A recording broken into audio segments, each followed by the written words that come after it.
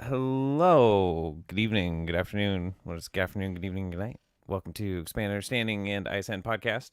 This is Aaron Kessler, and my co-host is taking a very deserved night off, and that is Zach Mortimer.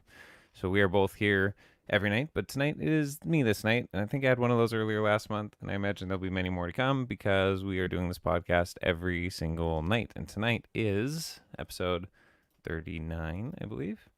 Yep, so we're almost at 40, which is like a pilgrimage, and this certainly has been. And it's been a really awesome one.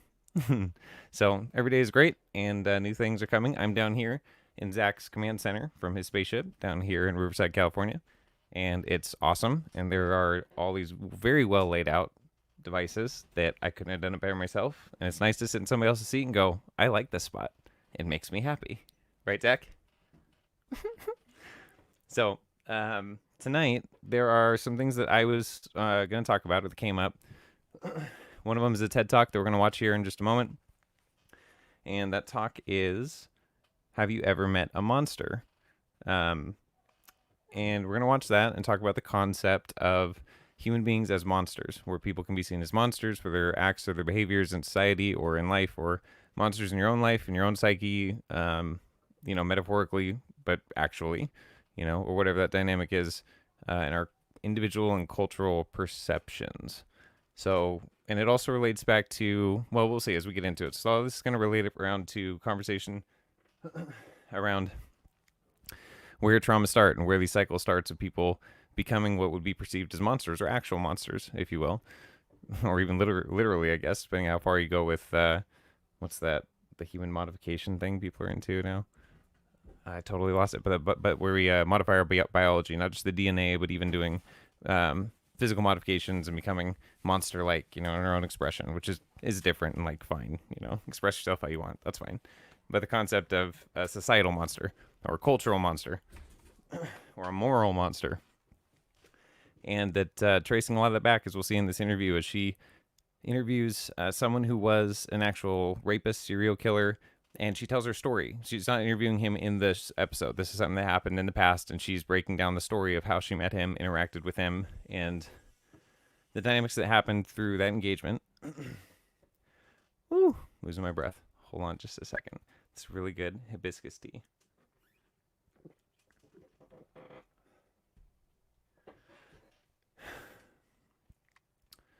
So, this for me, I've seen this video probably, I don't know, 10 or 15 times at this point. I just watched it out with Joe outside here, and we were chatting and listening to this video and paused at different points, and we're chatting and having discussions about these topics and other ones, and ones that may be really interested in doing this tonight. And so I just noticed the lighting for whatever reason. Like when I raise my eyebrows, they look like super, anyway, that's just funny. If you're not listening or watching this on video, you won't know, but to me, it looks funny. Anyhow, must be the California lighting. Actually, it's the lights here on the desk. Watch this. Maybe this fixes it. A little bit. All right, we'll try that. So, let's see. Let's pull this up here. Get into screen share.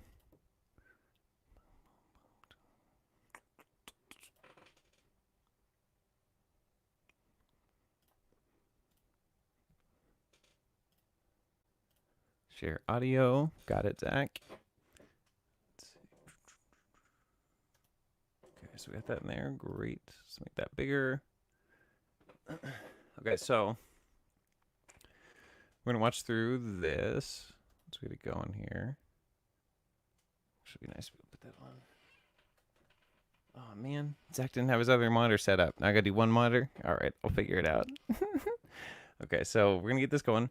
And we're going to watch all the way through. We're trying to also, I'm letting you guys know ahead of time, all 7 of you who might be listening right now. So we're trying to figure out the lines on the copyrights and the different algorithms that the AIs catch. So we're trying to do TED Talks the way that we understand and have looked up how to do TED Talks in full, beginning to end. We're not going to interrupt the audio and let it play, and then we'll discuss afterwards. But if for some reason the stream drops in the middle of it, it's most likely not an internet problem. It's probably an AI just algorithm that caught the what we were watching.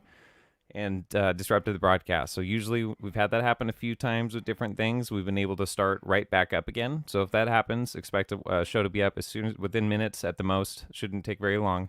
We'll get that going live again and keep going for the night. Then we'll just make it a 2-part episode. So that's the plan right now. Now, if it's a harsher copyright strike, which we're hopeful it's not, then we might be off for a week, and then we'd have to appeal it maybe sooner. But just so you know what's going on, if it drops out, that's where it's at.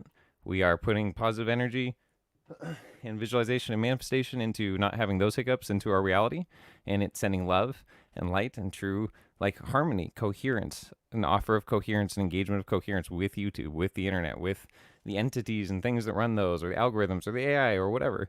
Like finding coherence in our reality around us in every form of sentience or unsentient life, really, every form of energy around us. So, that said, put my headphones on, make sure everything sounds okay. Yeah, let's give this a shot.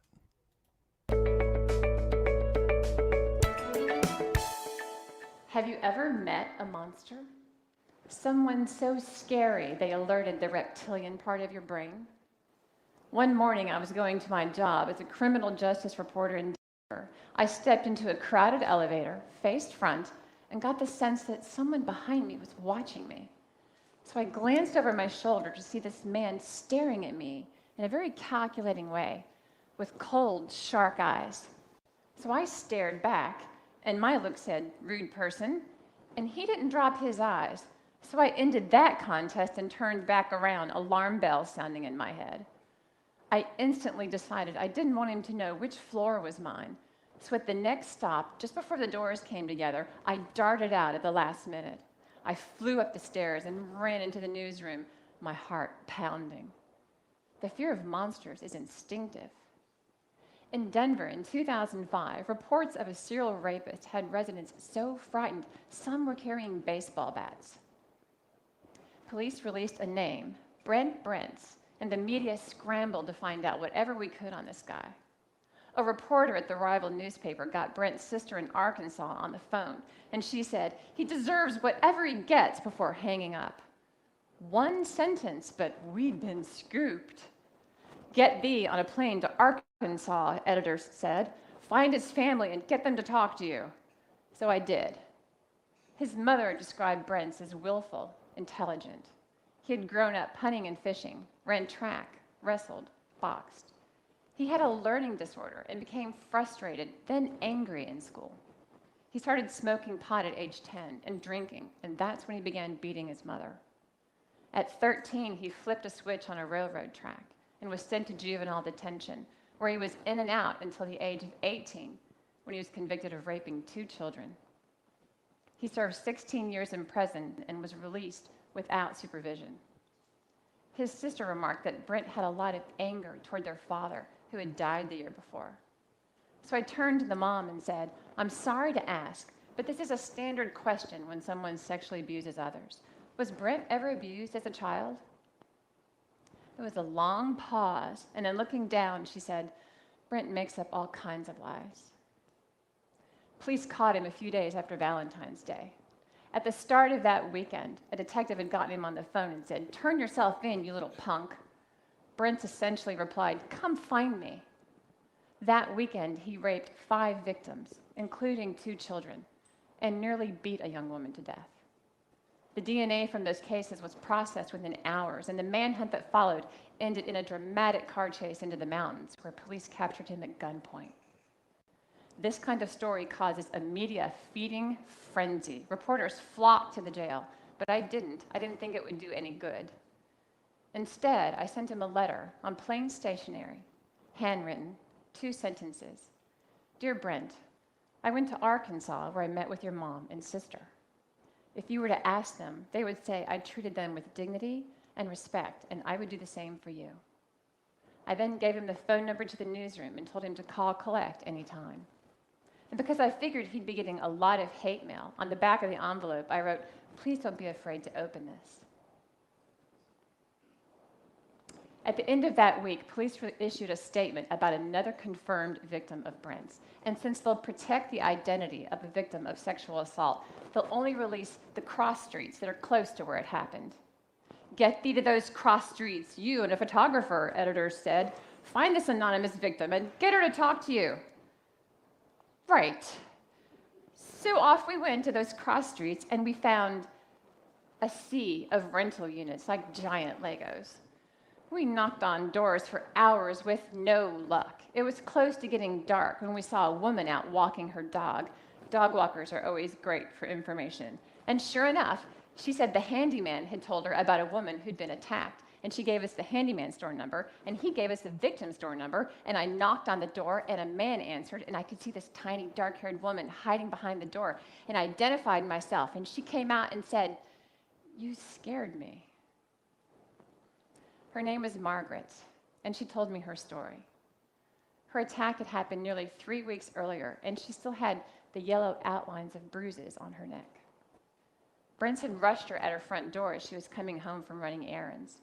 She fought him, and he beat and choked her and then raped her.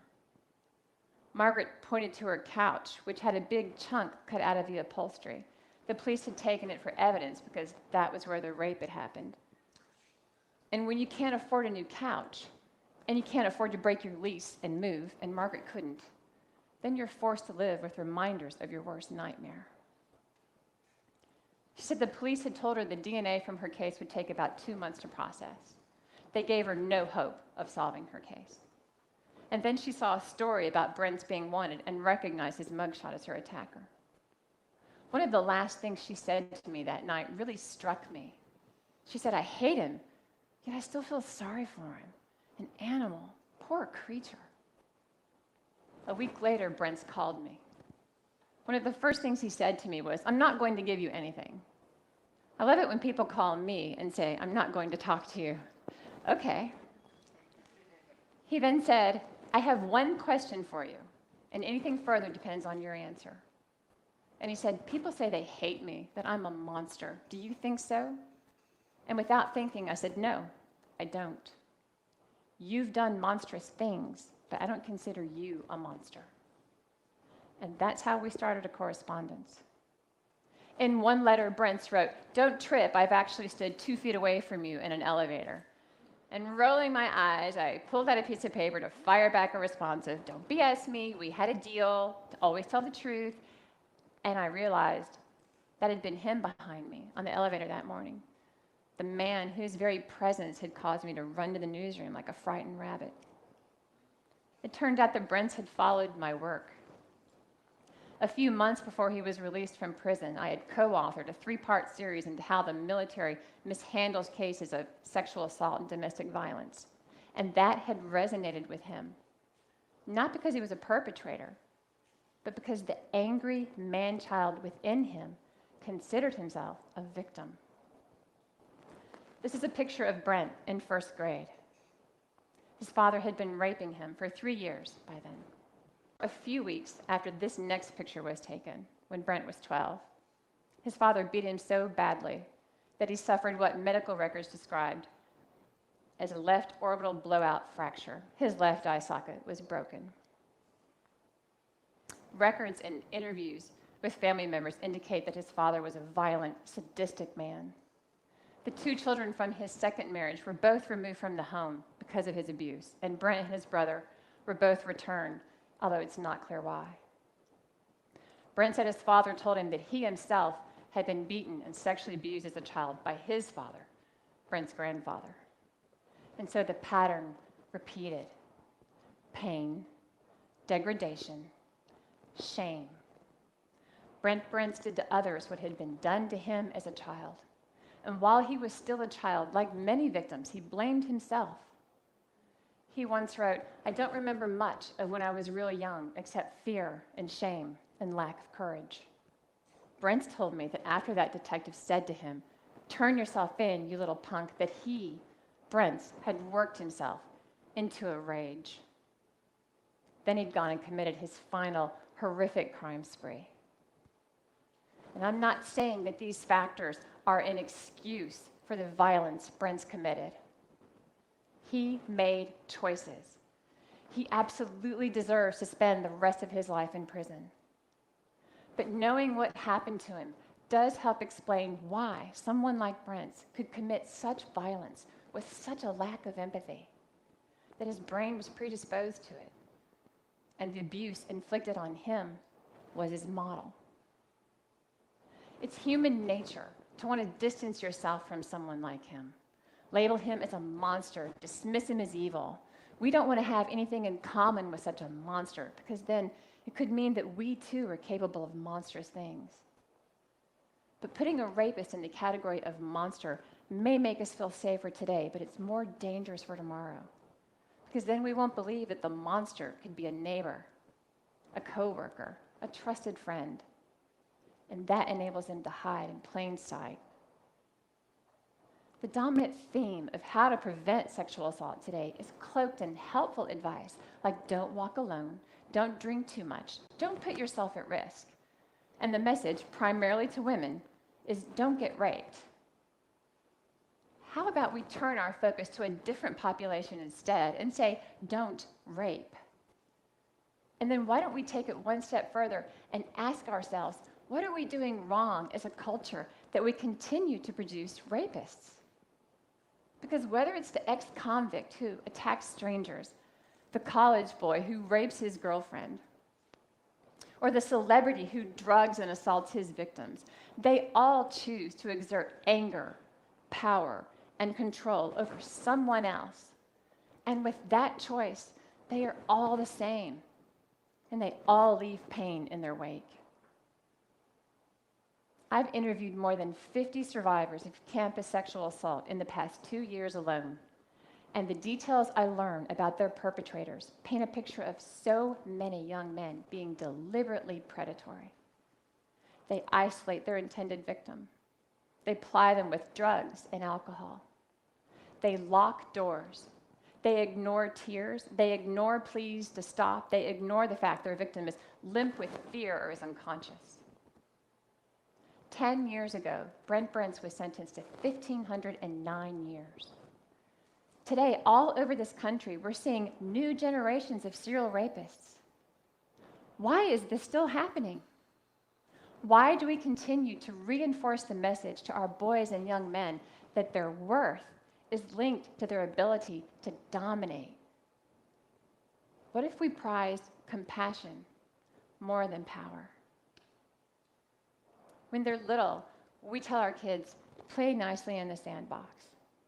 They get older and we say, don't get in fights on the playground, take a breath, count to 10, walk away. Then they get older still and we teach them about the biological aspects of sex, health, and reproduction. What if we were to evolve those conversations with our youth and teach them how feeling shame, how feeling powerless, feeling angry, all of which cover up hurt and rejection, could cause them to want to dominate someone else, and that they can learn to recognize triggers and not act on them. At least start that conversation. And then speak up if you witness predatory behavior, and you'll know it when you see it. Don't make excuses for it. Don't look away. Don't cover it up. And because sexual assault happens on a continuum, starting with verbal harassment and escalating to a physical attack, speak up if you hear or read a joke about sexual assault or victimization. It's not funny. It's not sexy. It's dangerous. If someone confides in you that they've been sexually assaulted, believe them. False reports are so rare, so yes, believe them. Listen to them without judgment. Help them find resources, and then support whatever they decide to do. For victims, Brent's told me that group counseling for sexual offenders in prison does not work. For an inmate, even to be seen going to sex offender group puts their safety at risk. And once there, they don't want to be seen as vulnerable. It's difficult to change when you're living in fear. And if we really do want to help them try to change, why not offer more of the respect and compassion that can be felt with one-on-one focused attention, something a damaged person desperately needs? Instead of building more prisons and focusing on punishing perpetrators, why don't we try to prevent them? Brent has often said by the time he was 9, his brain was broken. What if someone had intervened in his life early on? A neighbor, a teacher. How could no one have noticed that boy who went to school with bruises, smelling like urine because he had wet the bed the night before, rather than creep down the hall to the bathroom and risk waking his father? If you help an abused child, you could be preventing a lifetime of pain for more than one person.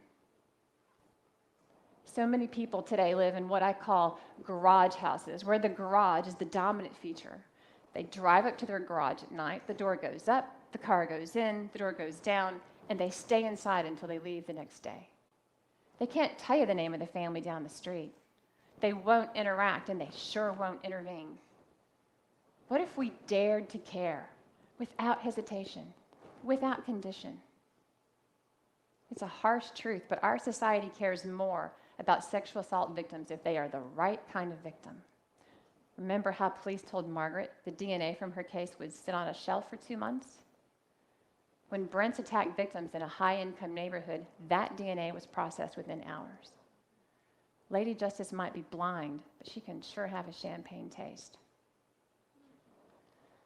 I stayed in touch with Margaret as her case wound its way through the court system. In July of 2005, Brents pleaded guilty to her attack.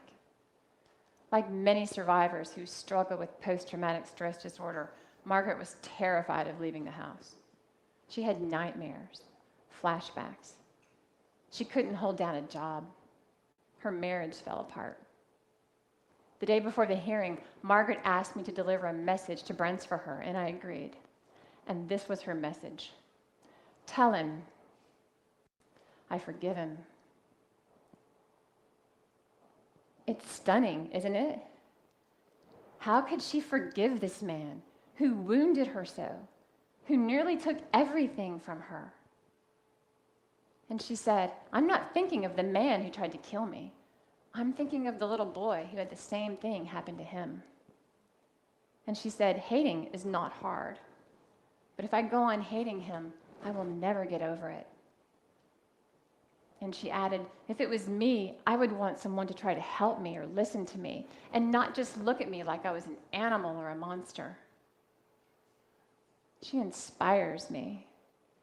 If Margaret can forgive Brents, we can forgive anybody. This case had a profound effect on my life. It taught me that we are all connected, and that turning our backs on others is really abandoning ourselves. It made me realize I didn't like the reporter I had become. It was actually Brents who pointed out to me that he and I had something in common. We were both driven. I quit that job shortly after his case ended, and I will never again work in a newsroom because the desperate competition for ratings is unhealthy for me in many ways. And I no longer knock on a survivor's door unless I'm invited. I started that correspondence with Brent because as a journalist who has spent a lifetime covering sexual assault, I wanted an answer to the question, why? He began as a bug under a microscope, and that's what I told him. Brents became a lesson in humanity and compassion. Even so-called monsters have things they're afraid of. Brents wrote me about his. He said, my biggest fear is that I will die without ever having done anything good. And that's why I tell this story. Thank you for listening.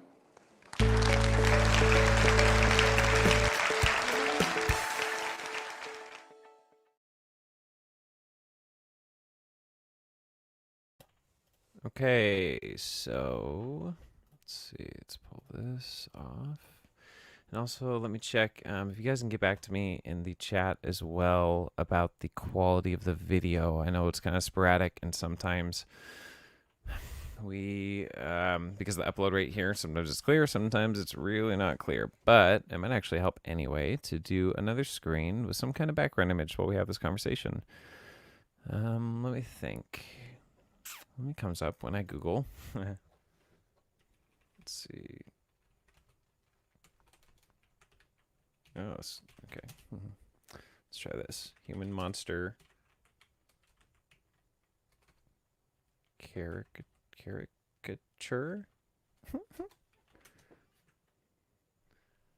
Let's see. Or let's see. Human monster. Let's see what comes up there. Not seeing anything that's trying to convey the energy or the imagery I'm trying to think of. What else can we put up? And also, I would like to address, as I'm doing this in the background and you guys are all listening and pondering upon the things that you heard, the things you agree with and don't agree with, maybe the thoughts that you had that were sparked while you were listening to that, or maybe the emotions or the experiences. And so I guess right now, before we go much further, I didn't find any imagery or anything. Why don't we take a moment to enter in? And I'll do this for me because I'm feeling a little more relaxed and I was breathing and stuff during that time. But why don't we do a group little quick breath meditation, just stillness dynamic, because I say we because that's what I'm going to do right now, and I'm the only one here talking. So if you can participate or be here, please feel free to join. And so I'm just going to go through a little bit to we could say to center, we can say these different words. If we can also say, in our nervous system, our actual nervous system and physiology, that I'm going to take a moment. And for me personally in this dynamic, think what I'll do, just come to mind, is the dragon breath that Frank Castle and Paula Milo love to do and have taught or brought into my awareness. I think they may have learned it somewhere else as well.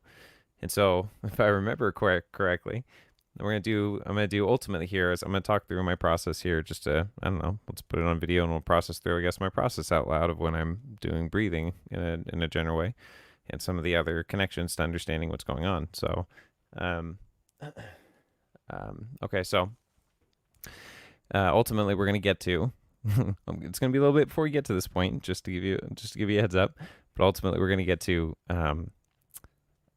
doing 3 breaths. We're going to do 3 breaths in through the nose. In each breath, the first breath will be in through the nose and then out through the nose, and second the same, and the third in through the nose and out through the mouth. And so it's like a final explanation or period on the sentence or final movement of the symphony of breath that's been building and cycling within, if you will. Imagine it however you see it or feel it. And so when we breathe, there's 35 things that'll happen inside of our body physiologically that happen when we breathe through our nose, when we don't breathe through our mouth.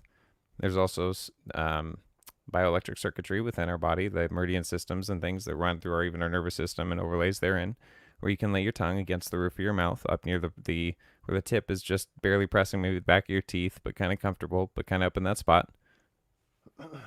And that allows you to cycle your own internal energy. Oh, I just realized I don't need headphones on.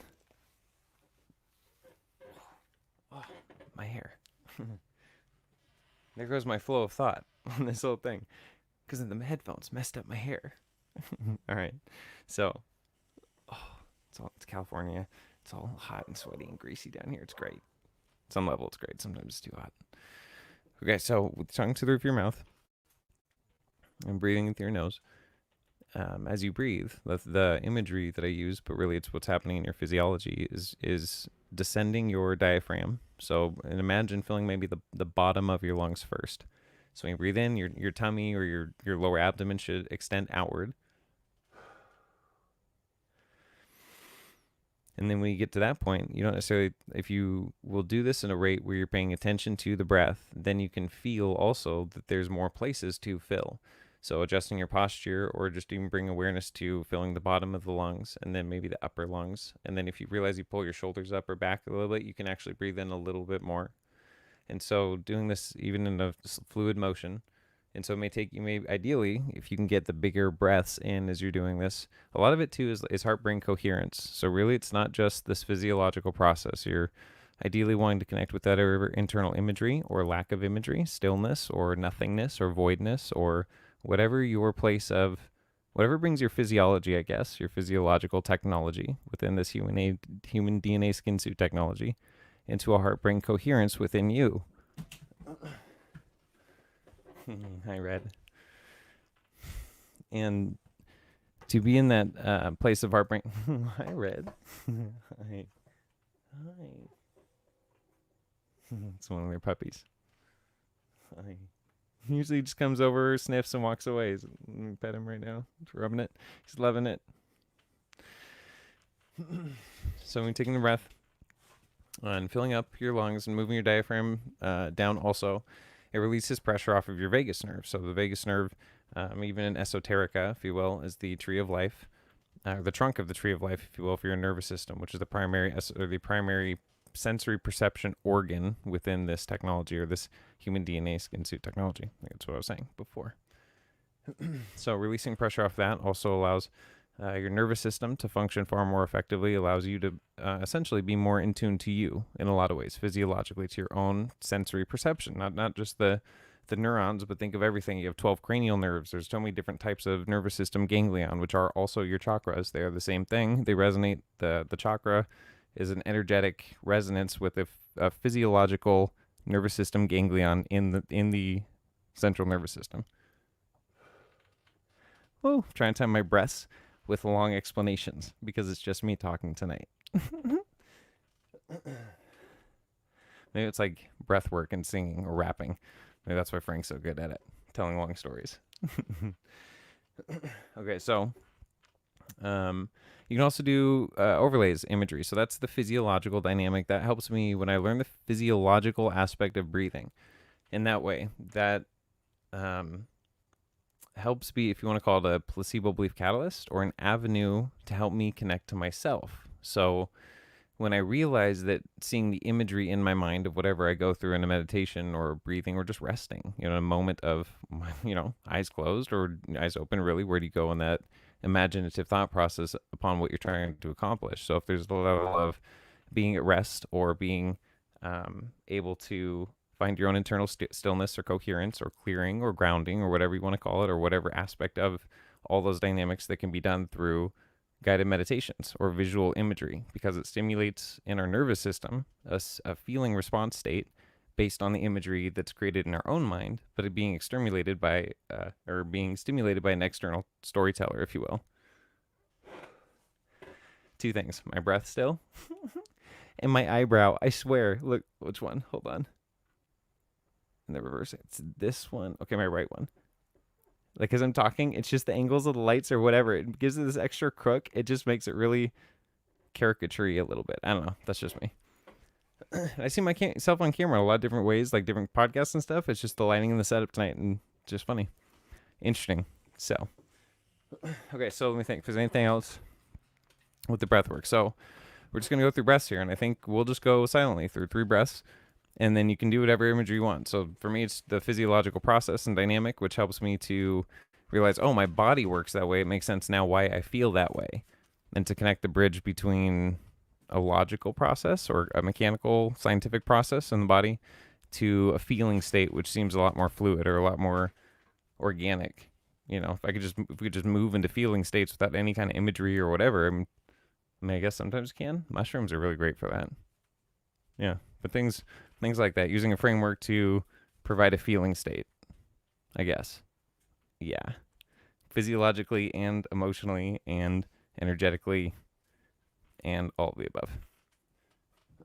Okay, so I'm going to do 3 breaths here. We're going to do 2 in the nose and out the nose, and the third one in the nose and then out the mouth, and then we will get into the conversation here. And so if there's an intention going in this, we just want to breathe out anything that would be dissonant with our dialogue tonight, or dissonant with our own interaction of engaging concepts within ourselves that maybe we haven't thought about before, or maybe are a little uncomfortable, or just anything that would bring, that would take away from a level of coherence and engagement where we have additional levels of insight and reflection and, ultimately creating beautiful fractal patterns out of the conversation tonight. So I will be breathing out anything dissonant so that when I breathe out, we're creating beautiful fractal patterns, like a new one just showed up on an animation on a 4K fractal repeating pattern YouTube video. That's what I'm going to envision.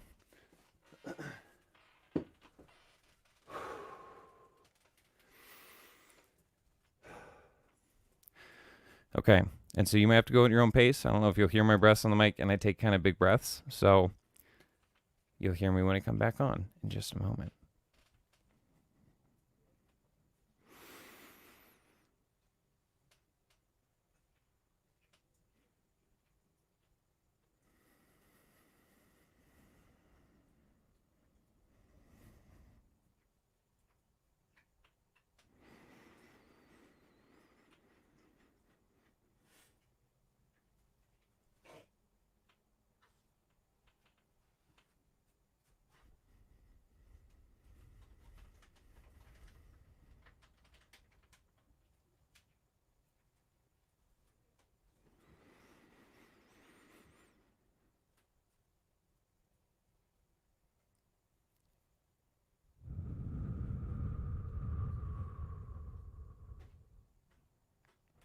I saw fractal patterns. Did you? Okay, so on to talking about this video. So let me scroll through the comments a little bit here. I think there might be other awesome, fun conversations going, which is great. I love you guys very, very much. I totally spaced. I said this in the comments earlier. I totally spaced addressing the live chat at all because I was just like, this is all me. I'm not. Zach's usually touching the mouse. I'm not. I have to touch the mouse and like just I don't know all of it. So I totally spaced it. But hi guys, I love you very much. And I chatted a little bit in the chat since then. Let's see. So bum, bum, bum, bum. Let's see, this is a great video. Yes, I agree. And so really is. Because there's oh wait, there's another dynamic here too. So bring this in. Huh. That's another dialogue I'd like to dive into here. So Angela said, we need to have a word with that AI, which I agreed. And I said, to do it, roll her way on in there, see what she finds out. And she said, those ever-changing algorithms are handy in this zone. Yes, they are. Continue. Let's see. Willa said AI confrontation meditation. Ooh. We'll put that into the vortex maybe for the end of the show. I could see how potentially that would come together nicely. Wow, actually, really. So remind me of that towards the end, for sure. Let's see what else we got here. Everyone's here. Hi, Sam, Kevin, everyone else, Jasmine, Willow, everybody's been Gina. Jan, hi. Hi, Gina. See you. Let's see. It just got better. Video and sound are good. Thank you very much. Video's pretty good. Video's good. Audio's on point. Wonderful. Thank you very, very, very much.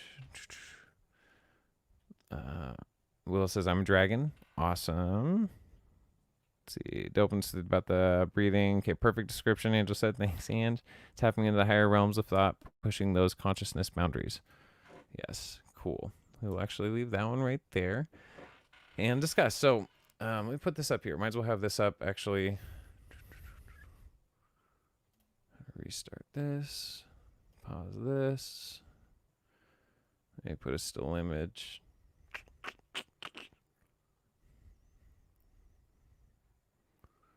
Right. Well, maybe not that one. Wish I could just have the thing. Maybe just leave that there. That's fine. Let's do that. Boom. Okay, guys, we're going to leave that for now. It's got the title of the video. And have you ever met a monster? And then there gets people can look up TED Talk. Please do. This is the site of the TED Talk. It's got 1.1 million views, and there's all the information there. TEDx San Juan Islands. Amy Hurdy is her name, and so you can look up the video to reference it again there. So, okay, so there's different dynamics that came up during this. I took notes on random pieces of paper earlier today at the table, and then during the show again. And she brought up a lot of interesting dynamics. One of the things she talked about was valuing compassion versus power as a general societal concept. And then one of the things of talking about, instead of just creating a society based on protecting against rape or violation from another human being, if you will, trauma, forced trauma, or unwanted trauma in that moment, or that dynamic, which, obviously if you live in a dangerous world, it's smart to learn how to be safe from dangerous people. So there's nothing wrong with learning how to avoid dangerous people, of course, but shouldn't more of the responsibility be on, like, how do we raise society? How do we raise human beings that don't rape?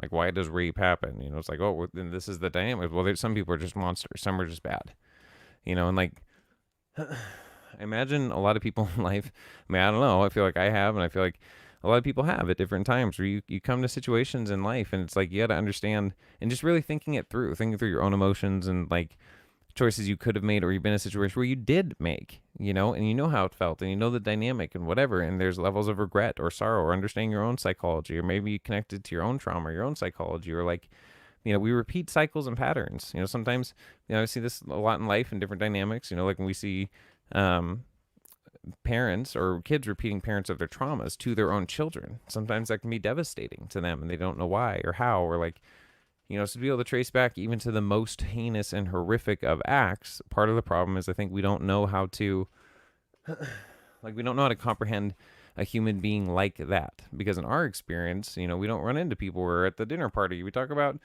someone being raped or murdered or like, but maybe some people did. So there's a cultural dynamic. But in the way that she's presenting here to the mass culture of someone who comes on the news in this reality, again, these being facts, the things that he did, this isn't being denied. This isn't talking about needing to come to a place of, oh, we should just give him love and forgive him and let him go back into society. That's not love. That's where love is a really, really low resolution word for the concept that's trying to be conveyed at the heart, ironically, or synchronistically at the heart of the concept. And so,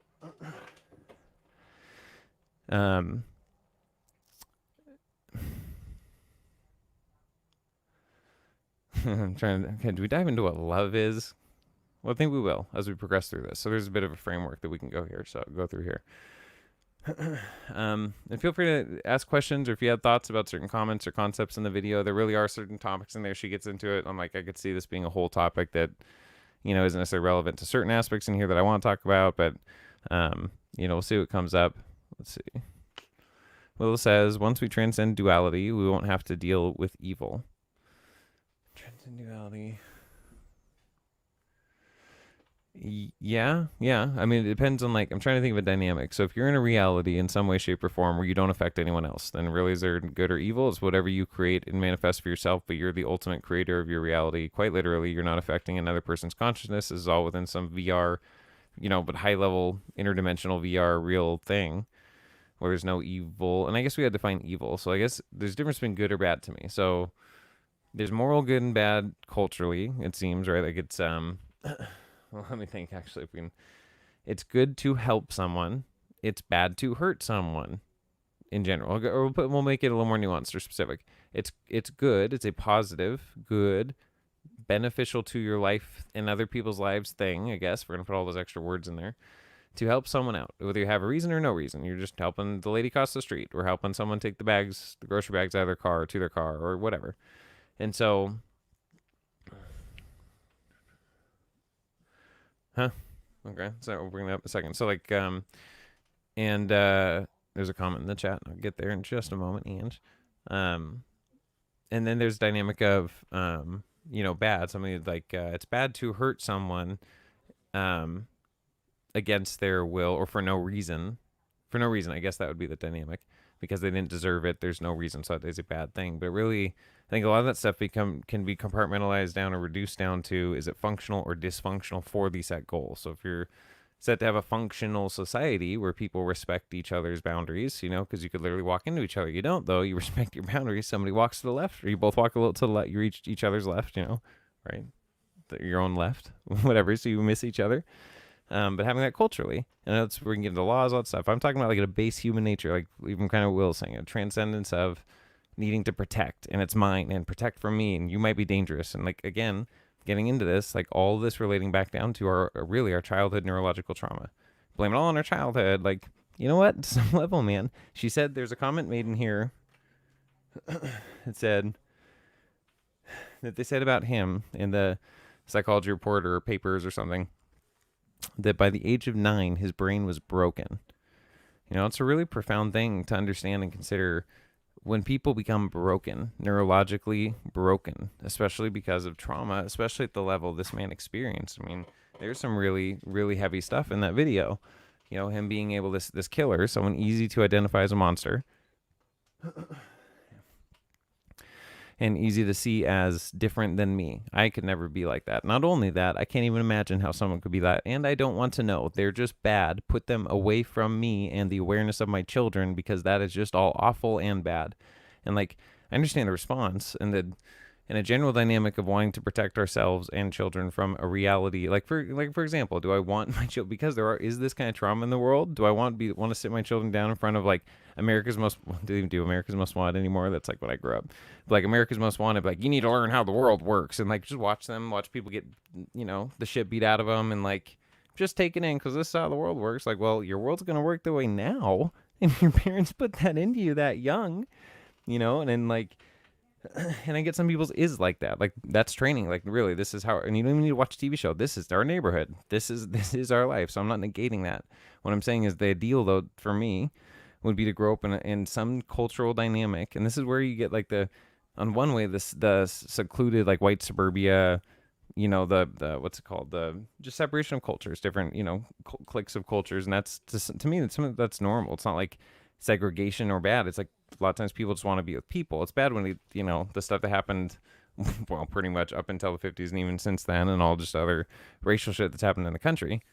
Oh yeah, I forgot I got my tea. My mic just blocks my tea, so I get excited when I see it.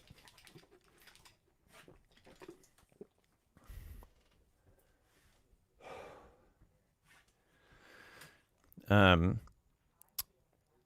so anyway, but duality. So being able to live at least at this point in time, like ideally, if whatever your ideal situation is, to be in a family, a community, a neighborhood, or just your family, or in a way that you are living coherently outside of duality with your maloka, your tribe, your local sect, right, your nucleus of those and people in your life. And so there's no drama or no trauma because we all have trauma, but that's what I'm ultimately getting at is like the sooner we can root trauma out of culture, the sooner culture will like literally heal itself. Because if there's not certain traumas, there's not certain belief systems and expectations ingrained into people from a really young age they have no conscious awareness of. Like before the age of 3, the traumas we experience are feeling states. They're not actually thought processes. That's why some people, when they have somatic release in their body and start crying or processing major trauma or even, awful things, like this kid in this video, I don't know how, by the time he was in first grade, he'd been raped by his father many times, and that's ingrained into your underlying neurological disposition of expectation about the benevolence or malevolence of the world, malevolence, or the world, everything will be okay, like being born. Literally, that is a nurture reaction, not nature, but nurture reaction to our nature, our neurological nature. How we're born into this life is how we are dispositioned neurologically to perceive every other layer of neurology. Yikes, right? If we didn't come in correctly, and like what the hell is correctly? It's like, well, I'm fine now. It's like, are you? Because I definitely see areas where like, if I had a different neurological pattern, certain traumas weren't there. Belief systems got in because of other traumas, parents' traumas, or different people that we just didn't know any better. Generationally passed on trauma and behavior and patterns. That I would definitely be, life would be even more easily coherent, if you will, not self-sabotaging myself in places. Because that's ultimately maybe what it comes down to is like, well, I'm doing okay. Well, okay, I guess so. I mean, I feel like I'm doing okay in life, right? I'm happy about where I'm at and I'm doing okay, but I still see areas where I self-sabotage and then have to be able to be aware of that, right? That it's coming from me. If something in my life is not functioning in a way that is finding coherence inside of me, then there's something inside of me not coherent. So being aware of that dynamic and then being able to observe it, try to isolate it or circumambulate it, or then not just isolate it, but interconnect it or see where it's interconnected, or, it's a very, on one hand, a very simple process when you apply certain techniques or awarenesses or things, or just really incredible encounters with certain peoples, certain healers. We have Jen on every night at 5 p.m. She has her own show, which is, I just have a renewed appreciation to my awareness. I'm like, oh yeah, doing this every night. That's a whole other deal, man. Really, that's something to be like really honored and appreciated, because me and Zach have each other to bounce off of, and it's easy to take that for granted, And so Jen's amazing. We got Angela, who's in the chat right now too. Angela's in here, and she's also, she has her show once a week. And she's an incredible healer, and has already had incredible dialogues with other people on her show. And one of the, I can't remember the name. Was it Temescal? I kind of feel like I got it right. A woman down in Mexico who runs Temescal ceremonies I believe lives in the area near the Temple of the Jaguar down there. And she was on Angela's show being interviewed. And there's many more amazing guests, and just Angela being able to work with people as well as Jen and Kala is going to be coming up the show soon with some other people that she actually met here in California. And I'm trying to think. Holly is also going to be coming out with a show soon, which is called Fuck That Noise. And it's going to be an awesome take on all the things also we're talking about: self-help, neurology, neurological trauma, finding out how to get through your issues. And a lot of it's through very, very, very smart, very well thought out, and very witty and very innuendo-filled humor and information that's conveyed in a way that's incredibly beneficial. I find it really helpful, and like the way she structures it together is like really well done. So we have a lot more stuff coming up. Angela and Rocio. Is that who is it? Angela and Rocio. Oh, yeah, Rocio. Right? Okay. I was thinking of something else.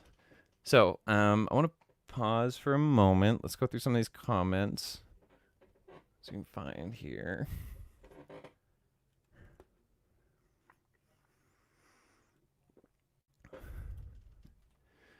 Angela says, I feel to write a step-by-step instruction on rape resolution. Inspiring. Yep. That does sound inspiring. And I'm very interested to see that manifest. Okay, love versus evil. I'm going to pause that, Willow, because we have other comments. Because to me, that's like, all right, time to pontificate. Like, my brain starts going this whole other mode. So let's see. We'll put a pin in that. This show has inspired me to write this program. Yes. Cool. Good, Ange. That's awesome. And there's more to come. We still got more stuff to talk about that I'm super excited about. Oh, I know another image I can show soon. Oh, man. I can do it right now. That'll prep us going into it, actually. That'll be great. Awesome. Good thinking, Aaron. Good thinking, Ern. Actually, I haven't called myself that like before. Aaron. All right.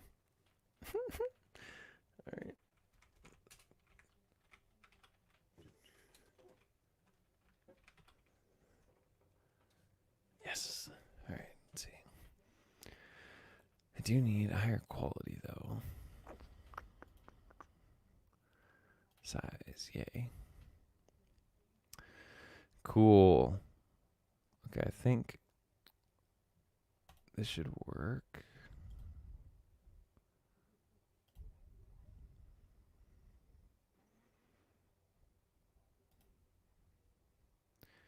Bum, bum, bum, bum. All right, sorry guys, almost there.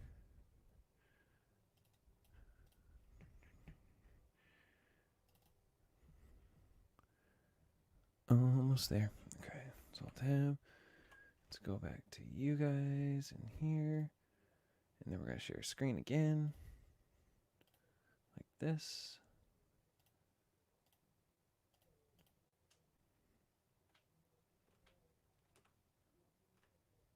And this. Boom. Awesome. I think that'll work. Okay, so that poem we will get to in a minute.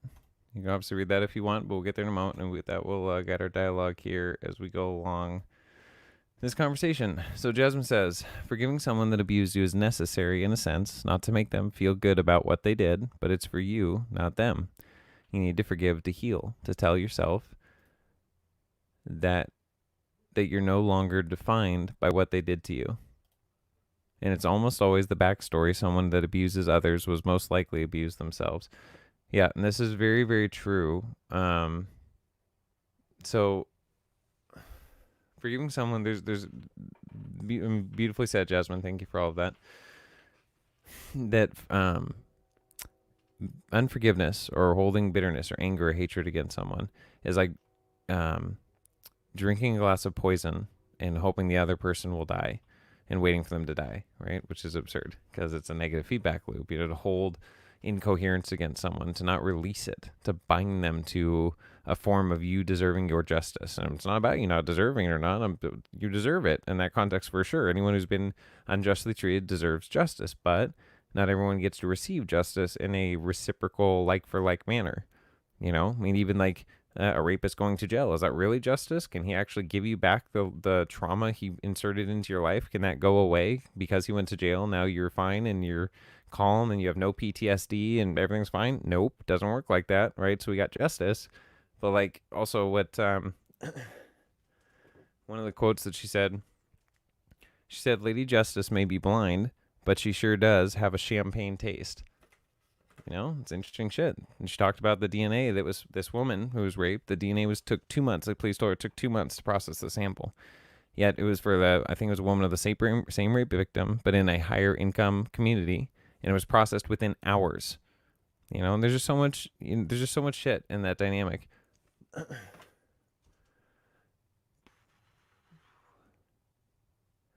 Okay, let me see. Hold on. Okay, let's see. Kevin said, I've always seen anger or hate to be like a bag of bricks. You tote it around with you everywhere. It takes way more energy to do that also than it does to release it and let it go, in my honest opinion. Let's see. I think that is I think Kevin, that's a really good way to see it. That makes me think of also, because I've seen that too, and like being able to, and that there's a really good quote. I forgot how it goes. But I think part of it, the first part at least, is I didn't know I lived in chains until you freed me, and like, or I freed myself, or I found myself free. Like someone loved me in such a way that like, oh my God, like I now like know what love feels like, because I never had before in my life. And sometimes like, is that freeing? Because it's like, did you experience something that now you can't have longer, which opens a whole nother dynamic. But being able to honor the moments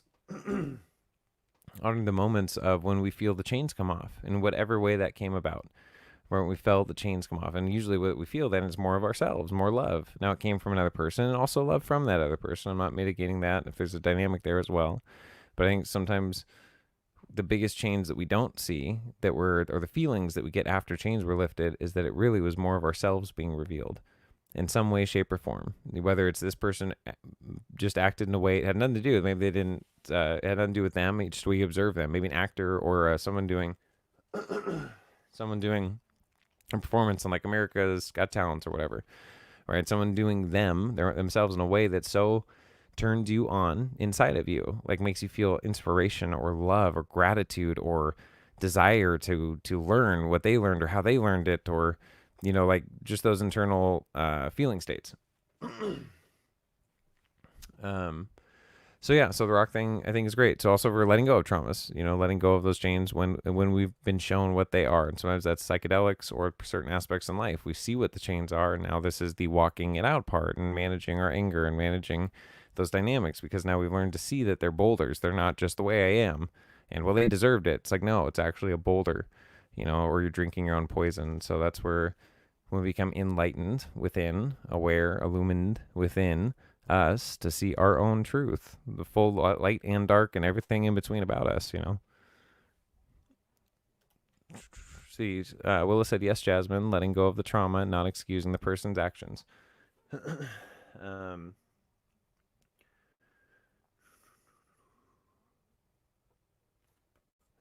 There's a quote about that.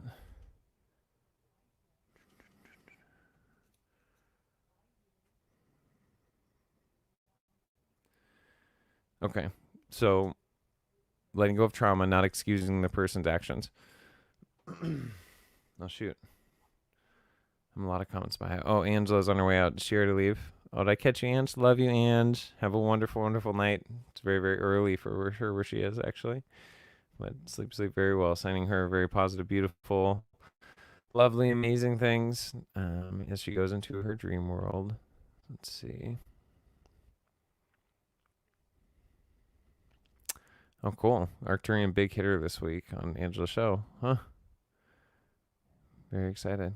Okay, cool. Right on.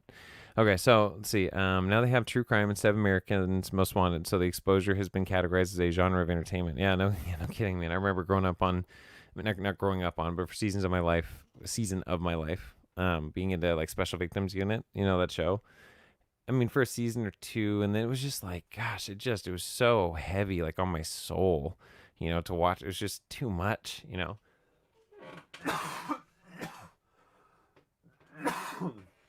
Apparently too much for my throat too. When I cough, because the way air moves energy. It's a way to expel demons. It's a real thing, right? I mean, I don't know how many people, maybe more in this community than others or whatever, but experience purging. A lot of times, dry purging, heaving, but it changes everything. I mean, really, people can see demons and stuff come out, or if you will, or energies, or just, sometimes in addition with, mucus or coughing, because I think all that's interconnected, inner and inter, both probably. and inversely connected. Twisted, yoshito, twisting, connected. Yeah. Um, and so anyway, when I cough sometimes or whatever, or sneeze, I'm like, "Get out, Satan!" That's funny. I like it. I enjoy it. Let's see.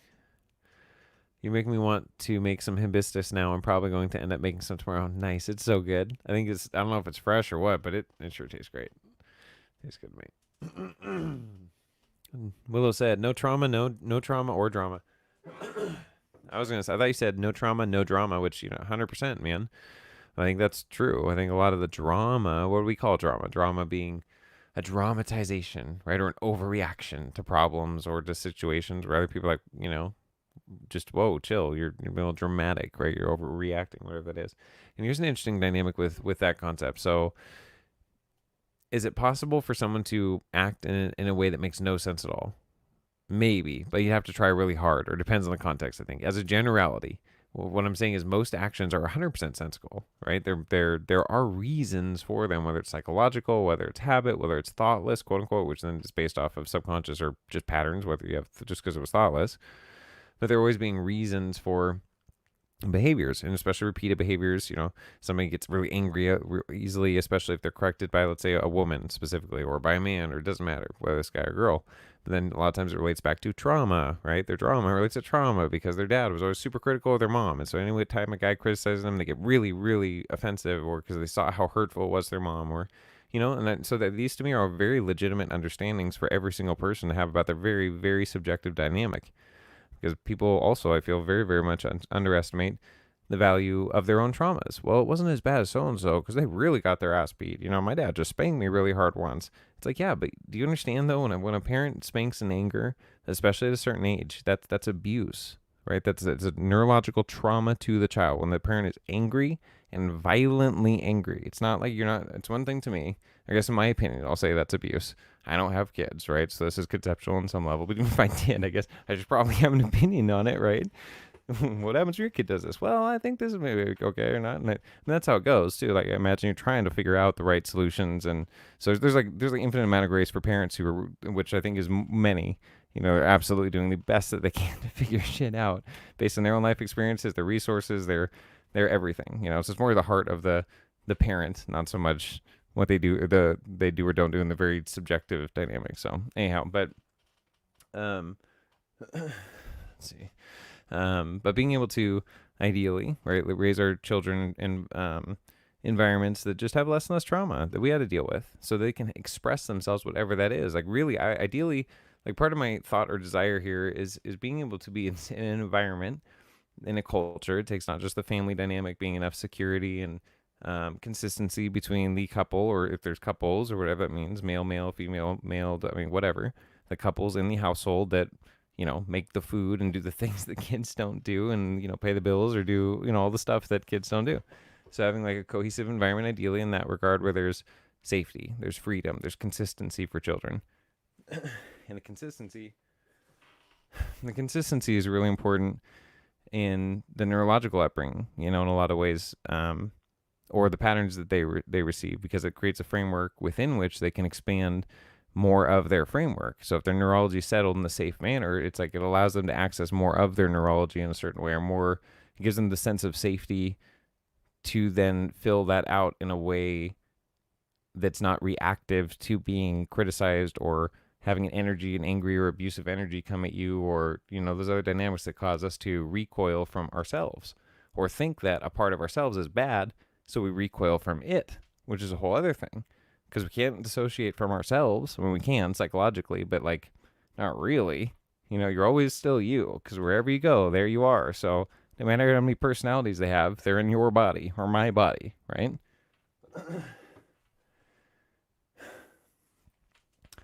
Oh, tea.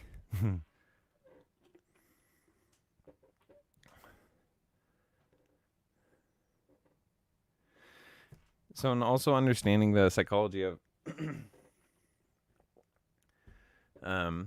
what this man has been through, knowing that the punishment is correct, like he needs to go to jail, and beyond that, whatever the additional punishments are, he needs to be absolutely separated from children forever, based on his what the behavior and the dynamic if someone has raped or molested or abused children, and that they have to be separated for that dynamic. So then there's the debate on, well, they should be castrated or they should be killed, or they should be this and that and whatever. So there's that discussion as well. But also the understanding of, if they're not separated also internally, that they get beat because they get treated as monsters. So you may be the serial rapist, drug gang leader, whatever, in the jail that everyone fears, and you're like the worst of the worst. But then a pedophile comes in. Well, now they're really bad. You're not. They're the real monster, and so they have their own. They're fine with their monstrosity and their own justifications of it. But then there's always a cultural extreme where, yeah, but that's really bad, so it's okay. I mean, I'm pretty sure, I don't know if it's my grandma, I haven't had this conversation in a while, but I think it was. Um, other people where they hear about that happening to them, it's like, good, they deserve that. And like, I get that. I get where that comes from. But for me, it's not that simple. I mean, like, that's just, it is what it is. I get that they deserve to be put in pain the way they put others in pain. I do. So it's not that they shouldn't get that, but I also don't feel like, that satiates me. Now things are reciprocal. Like, there's still a deficit. There's still many children. Speaking of which, the average, and I confirmed this with the Seattle SVU detective that I was working with during my case, when I was going through the process of being accusing and taking to court the man who molested me, along with two other boys that had happened to them as well. And so I confirmed with her, though, what we found out is that the average pedophile has over 350 victims on their computer when they get to their hard drives, when they eventually get caught. On average, 350. Average pedophile. Insane that that's a reality. And they can go on that long. And how is that even possible? And so what that means, there may be one man in prison now who's getting, his ass raped, if you will, excuse the language and all that, but really, and getting his ass beat and treating like what everyone wishes he would be treated like, so that he could maybe experience a piece of the pain that he inflicted on the rest of these children's life, whether they realize it or not. Because a lot of it comes out as subconscious issues and issues with relationships, not being able to trust, and commitment issues and sexual issues, and like stuff that people don't even realize are connected to these traumas, because it's all hidden, and like it's just this realm of darkness that creates repetitive cycles of trauma, And if anything, with these lights all around me in my story and being a light, to share these things, because so many of us have been through them, and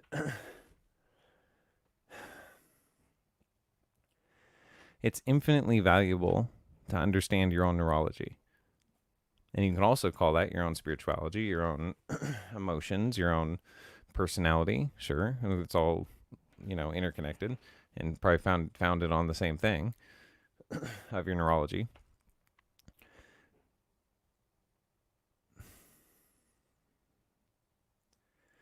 Because the more you know yourself, the more you know when you're not yourself, if you want to call it that. Even though everything's kind of yourself. I mean, ultimately is yourself. But you can also know aspects of yourself. So, like when I was going through the process of accusing the man who molested me, and the whole court process that lasted 1.5 years, because they tried to delay and delay and delay, because that's the tactic to get the victims to give up, because it's exhausting for them emotionally. I mean, it can ruin your life, your identity, news stuff. I mean, we were in the news, or at one point at the very end, they, since we were over 18, they did release our identities. And the other kid who it happened to was much younger. He was still 13 when the whole thing started. And so, but when that started, went to the police, we told them what happened. I told them from my end what happened, met with them, met with the detectives. And we had to go into the details. Part of it is they asked me to draw a floor plan of the house, and every room I could remember what was in it, just like every detail I could remember. And it's just to validate that I was really at the very least really there, spend enough time there to know what was in the rooms, and just all those things. So I answered very very openly with everything I remembered, and sharing what was in the rooms, and also the dynamics that happened. And they were very, gracious and asking questions. It's like, you can't envy anybody who works in like SVU. Like, this is their life. I get they chose it, but like, man, that's a lot of very difficult questions for people usually, people usually feel in a difficult situation, even though the officers don't at that point. But I remember telling him, the whole thing, and he needs to be punished for this for sure because it's come out. But I do forgive him. Personally, I want to work with you and help you guys whatever way I can because this definitely needs to go. This can't happen anymore to others, right? And so it started the whole process. And I remember it took like 3 weeks after that dynamic that I was at my grandma's house sitting. And I remember looking in the mirror, and my 13-year-old self, when that had happened to me, completely was present inside of my 19-year-old vessel at that time. Totally. As if I were 13 standing in the mirror, but in this body. So my entire experiential internal nervous system, perception, awareness of reality, space-time, even my own biology, I don't know, cognitive reality was back into the age of when I was 13. I mean, and I was still me.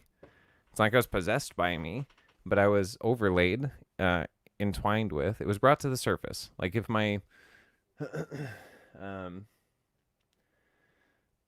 my meanness, my ever-present, primary presenter self is always here at the front, if you will, the main driver in the car seat of my persona. That in this moment things went very neuroplastic, and then there's still that framework, but when that resolidified, the grid on top of it was this 13-year-old version of me. And so it allowed me, though, in that moment to realize how real it was. Like, it really did happen, and it caused such a trauma in me at that age that it dissociated off an entire fractalized or fractionated, I don't know what the exact term would be. We can call it a fractal of ourselves, psychologically, into another part of my body or my cells, into my neurology. It was a program that it didn't know how to close without crashing, right, or something, this experience. So it just saved it, just put it on like running in the background programs or somewhere out of sight, but it's there, and it is drawing off of my CPU or my RAM. Like, it's still always running, but it's not integrated in the system because it's this weird experience, this frozen program that's just, we don't know what to do with. And so like bringing it up again, literally in my neurology, allowed it to close correctly, or started the process of allowing it to close correctly, if you will, without having those errors or hiccups. Just from being out of my awareness, and bring it back into my awareness. So let me swing through some more of the comments here, and I can pick up on the story as well. Used to love self-sabotage. Is that a band or something? It sounds like it's a band. I may not know it offhand, but that's funny.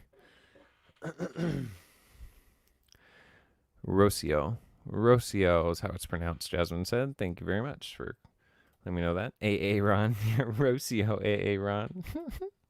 Spot on, Jasmine.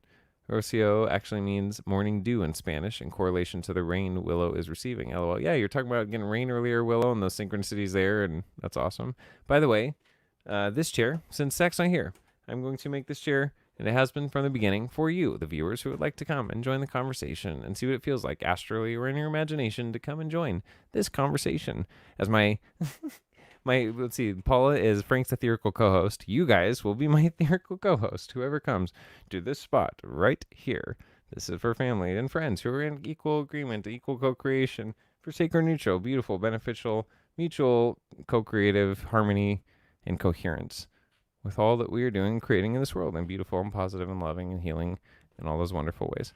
So there's that portal, y'all. Let's see. Angela, have a good night. Thank you for sharing that knowledge, Jasmine, says Willow. Love you, Angela. Angela loves everyone, too. Let's see what we got. Well, it says, used to watch Criminal Minds, but I had to stop watching it because it's too gory and creepy for me now. Yep, I can relate, as I described earlier, because, yep, I understand. Jasmine says, I can't watch a lot of those shows anymore. I feel that way, too. There's energies too heavy. My mind just can't anymore. It's not enjoyable. They just released a Jeffrey Epstein documentary on Netflix. Okay. Yeah, okay. Let me guess. At the end, he doesn't kill himself. It's ridiculous that they kept glorifying these types of people and their actions in disguise as there's exposure for the bad, but still giving more attention as entertainment. Yes, I agree in many, many, many ways. I can't even make it through an episode, says Willow, of Grey's Anatomy without covering my eyes. Oh, really? I've never gotten into Grey's Anatomy. What medical shows I get into? Oh, House. I got into House. That one was cool. But you're talking about because of the gore, or like, might just be the gore. But yeah, the gore itself can be traumatizing, I guess. I mean, it just can. Seeing a body split open without having the like proper psychological context to understand why or what's happening. Just be like a body splits open and blood sprays on your face. Like that stuff happens in those shows, like anyway, there's so many ways to receive trauma in our world. It's so easy. So much that we're sensitive. Oh, that's not traumatic. You're just a baby. That's just, oh, you're too sensitive. Like, really? Sure, the whole world isn't just like really overly desensitized? Because I'm pretty sure that's more likely the case. It's been hard for me to acknowledge the trauma I've had from my parents. I know they were doing their best, but they still hurt me. It's hard to deal with that when you realize no one is the bad guy. Yeah. So, well, hold on, so they were doing their best, but they still hurt me. It's hard to deal with that when you realize no one is the bad guy. Okay, that's interesting. So you're saying it's harder to deal with that when you realize there's no one to blame? If that's what you're saying, please elaborate. Let me see. I'll keep going here. Jasmine says, I let my son watch cartoons, but one night I dozed off while he stayed watching Looney Tunes, and I woke up, and it was a super weird story that they picked up a serial killer, and he was riding in the back seat. He ate cartoons, holding a knife, trying to kill baby Daffy Duck. Like, what in the world is this?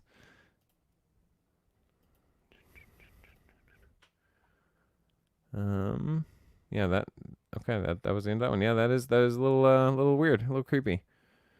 Let's see. Willow, an eye for an eye leaves the whole world blind. This is very, very true. A lot of throat chakra healing happening today. Yeah, a little bit. I've always loved this poem, making a difference. Yes, okay, we'll get to the poem here very shortly. First and most difficult thing you have to do is understand that this was not your fault. You are not to blame. Then you can work on forgiving the person, but not the action. Okay, yeah, like the way it said. Myros is falling asleep. Long day. Join you in invisible realms. Yes, you got a seat right here, Maya. House is a great one. Really can't handle gore. Yeah, understandable. Yes, that's what I mean. Okay. So, yeah. So, okay, trauma in our childhood and some real situations that we're in this life right now. So, in the culture that we've grown up in. And so, yes, we can talk all day about the culture we want to go into and want to have for ourselves because it's worth envisioning, right? I mean, for lack of vision, a people perish, says an ancient proverb, and to be able to not understand your own internal imagination, your internal vision, coherent with you and your heart's desire, whatever that means for you, or heart's desires, or heart's desired direction for your life that produces its own experience and new desires, or whatever, that thing. But being able to there are places now in this life now that are making a difference for children and kids who have gone through really traumatic events. And I've been a part of a lot of different kids camps growing up, and one of the most prominent ones that I was in, and there was so there were several. I was an MDA camp counselor for one of my best friends, Andy Bartzis, and Andrew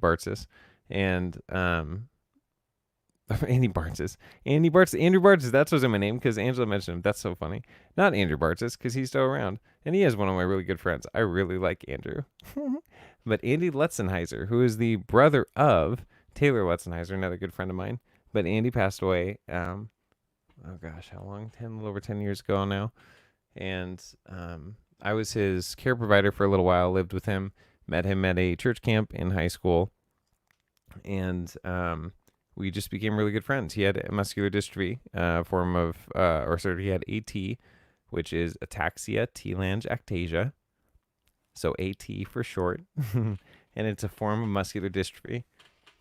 And so he was in a wheelchair from about the age of 7 when his muscles had deteriorated enough, couldn't walk anymore. And I met him when we were both 17-ish, 18.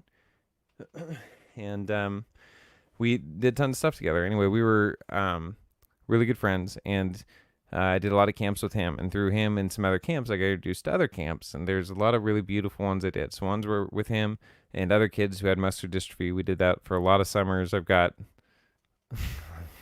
got a little CD discs I made before YouTube videos back in the day, like like videos and collages from that time. And I think actually I might even have Facebook albums from the MDA camps. I think I might. That'd be cool. I haven't looked those up in a while. And then another camp I did, though, was a Royal Family Kids Camp. And this is a camp specifically for the most abused and neglected kids in the area. So these are the kids ages 7 to 11, give or take, that were usually kicked out of like the YWCA camps, and the kids that were the most aggressive or violent or, just unmanageable. Like, so these were all the kids they were rounding up into this camp.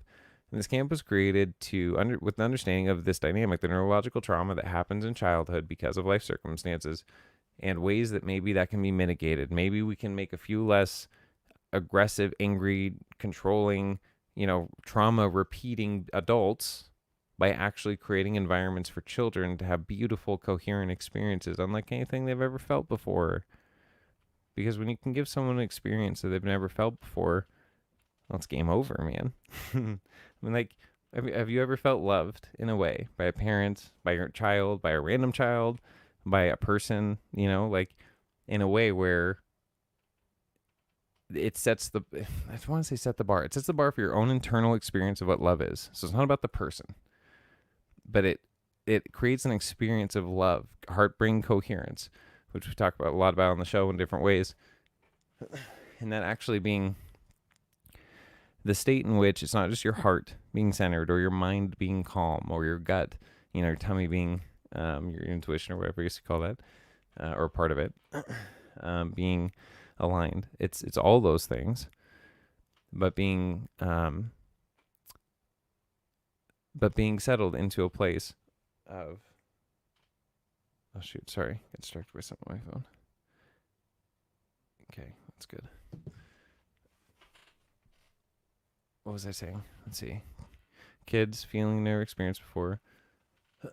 Okay, so at this camp, what the counselors did was went through several weeks of training leading up to the camp. So it was several once a week or twice a week, whatever it was, of understanding the neurological and psychological dynamics of childhood trauma and how it affects these kids now and in their lives up to this point, and how it affects them going forward, and statistics about kids through these situations. There's a lot of good programs that I think it's ACTS program, or it was based on a study of trying to understand how childhood trauma affects adulthood neurology, and finding just insane amounts of just undeniable correlations. Like when someone's experienced certain levels of trauma that aren't that bad based on this is like a very well done study, not trying to gloss it over, just trying to really, no agenda, they're trying to understand how that affects us into our adulthood. And it's just unreal how things multiply in the double digit percentages and sometimes triple digit percentages of likely to be depressed, likely to kill themselves, likely to die like 10 or 20 years early if they have 5 out of 7 of these dynamics, and they're not that hard to get. I'm pretty sure I have like 3 to 5, and the most people do. So there's understanding that correlation and trying to head it off, if you will, at the children level as early as possible, to have them have those experiences as early as possible. And so in this camp, it was a week of trying to provide the greatest week of their life. And when they have these camps all over the world, in like 200 countries, they host these camps. So you can make it work, and it's just having the internal framework and the staff and different dynamics and volunteers.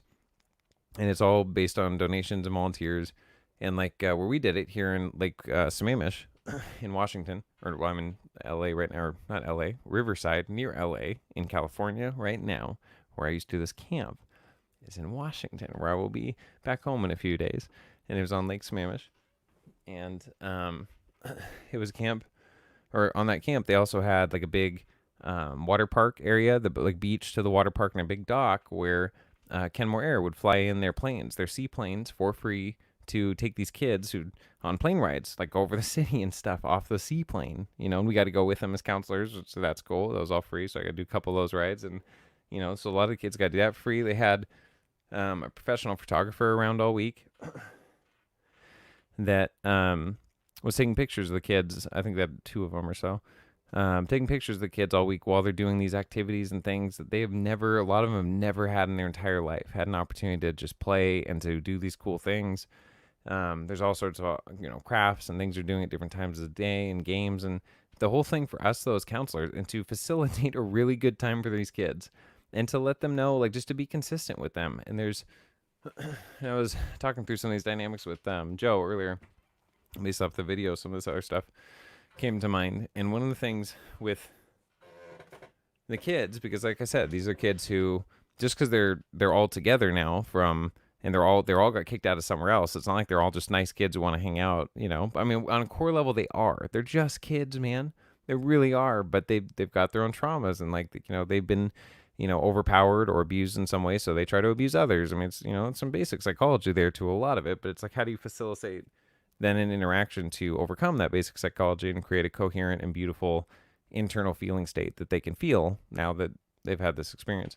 And so the interactions with them, um, understanding, one, the depth of what they've gone through. So, like the night before, they went over, didn't say anybody's names, but they were allowed to read some of the reports written by the social workers of these kids. And so you'd hear about some of the kids in here that they were at 3 years old, or 5 years old, the 5-year-old who was raped by his father at gunpoint regularly, also made dinner and made meals regularly for the 3-year-old and 1-year-old in the same microwave they cooked their drugs in, or I don't know, some whatever thing. And so but you hear these stories, and it's just heart wrenching that this is their reality. So some of them are in foster homes now, some of them are in between, some of them go back to these parents. They just get taken away for months at a time and go back. And you see when you pick the kids up, or when they come to pick them up at the end of the week, and some of these parents are just like, get in here, you little brat, like really stereotypical, like in front of everybody. And I'm like, oh, did you have a good time? Let's get in here, we're late. And just like literally throw them in the car, smack them around. And it's like, you just had this awesome week with these kids, and this is what they go back into, and so part of it, the argument is like, was it even worth it? Why give them such a beautiful experience when they're going back to shit? That just makes it worse. Now I know there's actually something beautiful I could have, and now I can't. So that's an argument for it that I've heard people make, and I guess that's a choice of how we respond to that situation. For me, this poem. So what we have on screen here, that was funny. It was a fly on the screen. I thought it was a mouse, but it wasn't. Okay, let's see.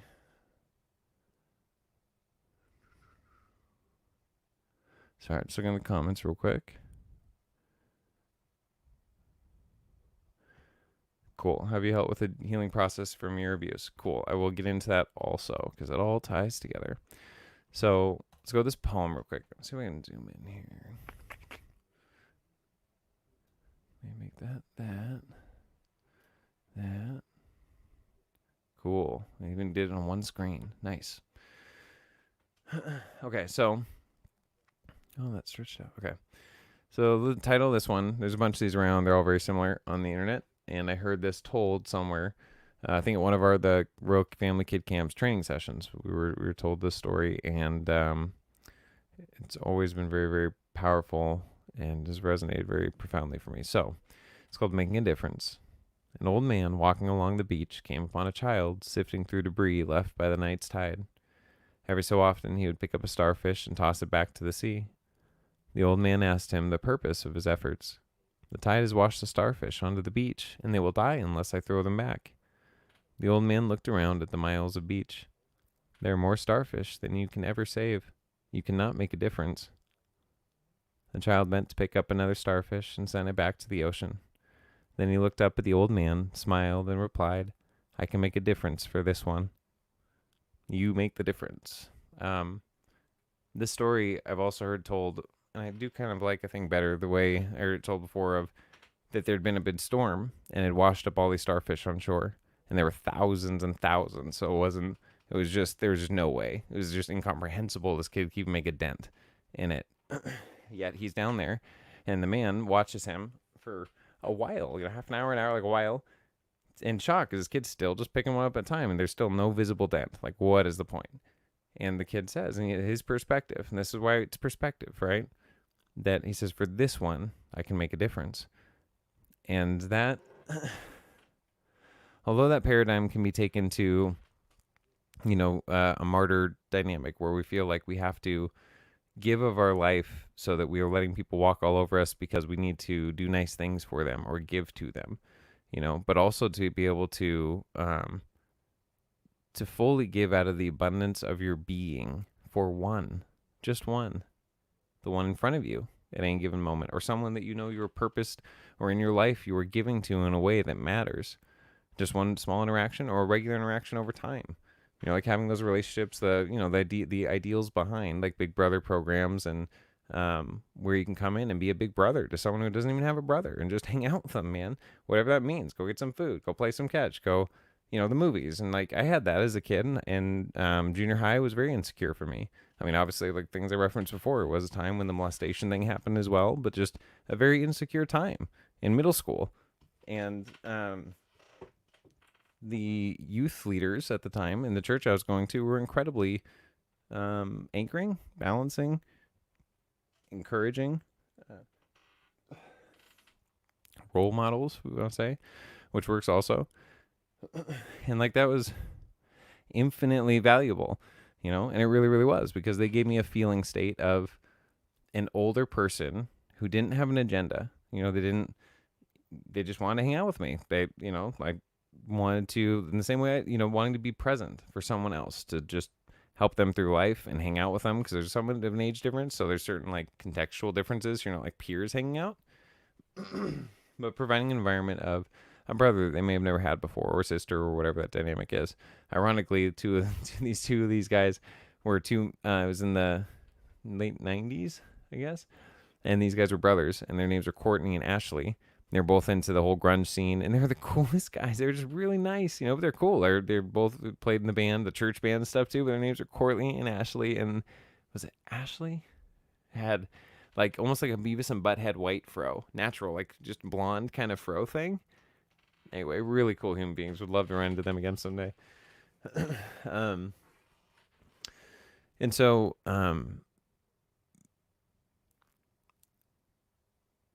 so for me, making a difference for this one, which I think is true for anyone, it starts with, this one, me. Wherever you go, there you are. And I think there's areas in our lives that are very, very traumatized and very, very isolated or fractionized in ways that, we just come aware of through life. It's not like we have to make it our life mission. We were listening to Terrence McKenna thing the other night, and he said so many people don't realize we're on an escalator. I think we're on stairs, and we're focused on the stairs and climbing them faster and climbing, but we're so focused on the stairs, we're not observing anything around us. When really, if we realized we're on an escalator, it's a lot less work.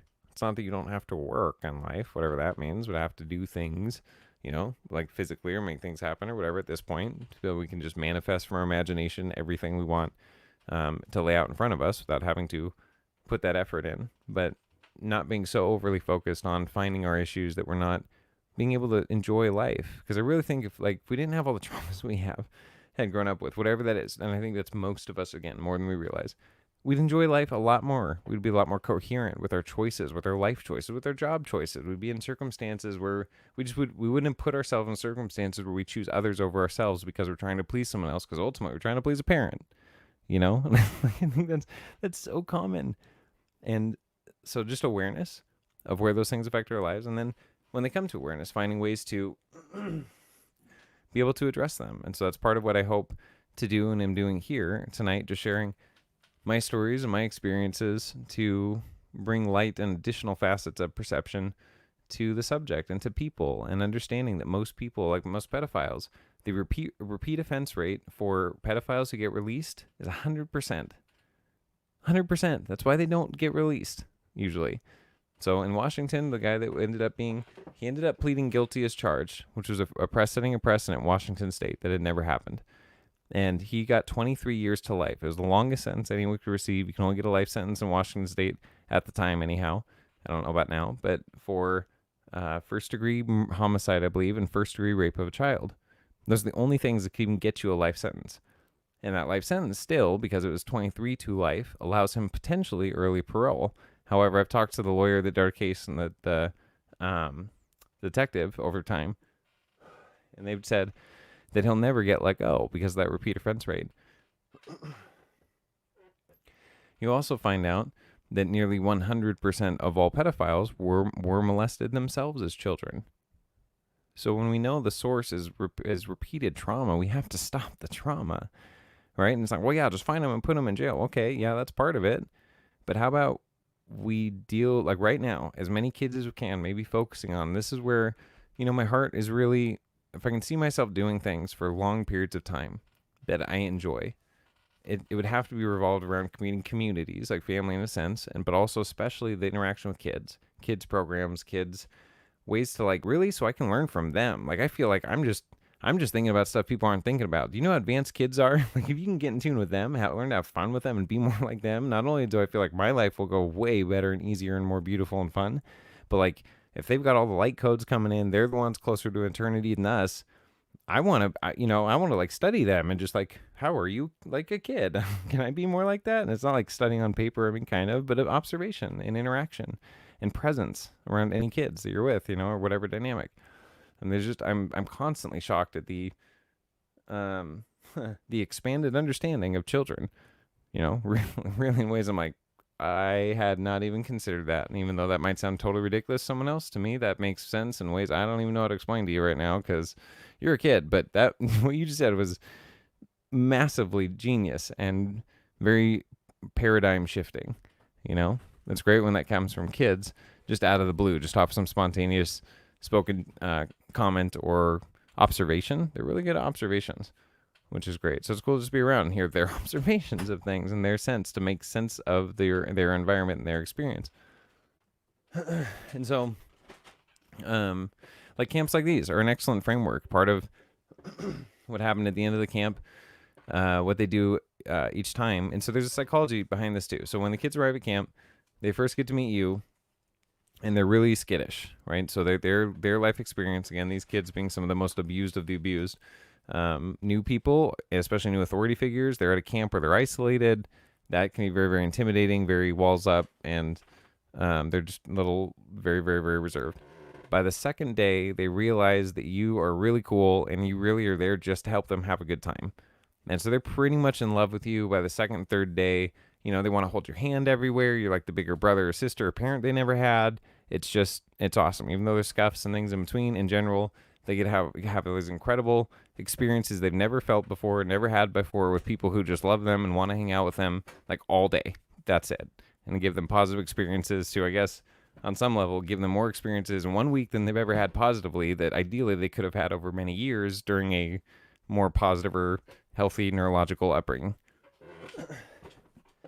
And so by the second to last day, they know they're going to go home. And they tell you all this going into it, so you're aware of the psychology of it. It's just amazing to observe because they can tell you all about it, and then you watch it happen. Like, oh my gosh, they predicted the future, and you watch it play out. Because it's just understanding. That's why I said before, I think one of the most important things anybody can do is understand your own neurology, which interlaces with your own emotions and nervous system and limbic system and all those things.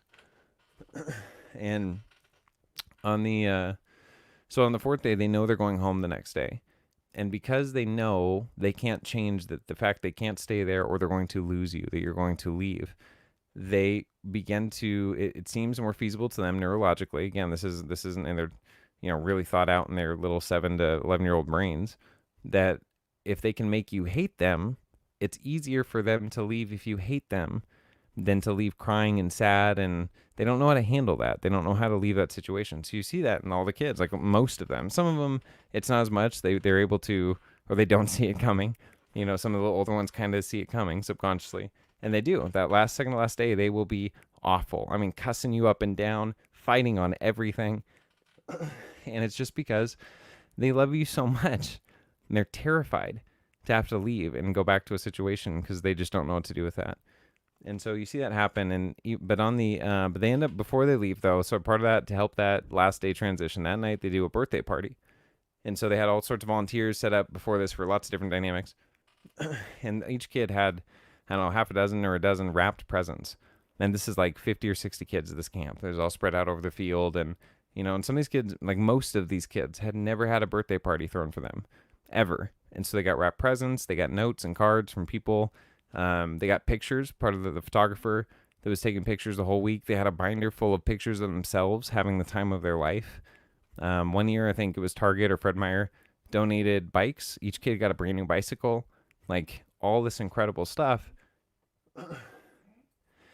just to give them an experience they've never had before. And they've had people write in years later who, I think one of the stories they told, she became a psychologist and was able to then really understand the benefit of what that camp provided for her, seeing how her life would have gone down a totally different and destructive path had she not had these beautiful, positive healing experiences from the camp that she was at. So, yeah. So those things really matter to my heart, to my being, to help facilitate those interactions on this earth. There's one thing I can do, because like we're all screwed up adults in many ways, in our own ways. Like really, it's like we judge our friends, I guess, and our interactions based on the most healthy adults that we can place around us at any given time, so that, including ourselves, and we know that, like, the more healthy adults you place around yourself, the more you can look really unhealthy, that's good. And you just gotta get more healthy. So I guess maybe we always find places of people around us that are just about as healthy as we are. Maybe a little more, maybe a little less. Depends on who gets uncomfortable with like a dynamic like that, even just subconsciously or internally. Anyway, just thinking. So yeah, let me see if we've got any more comments here.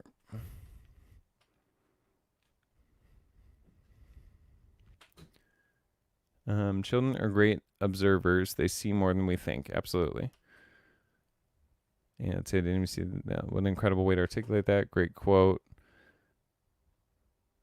I didn't even see that analogy until you quoted me. I feel like that analogy isn't the right word, but either way, point made. Let's see. Children are great observers.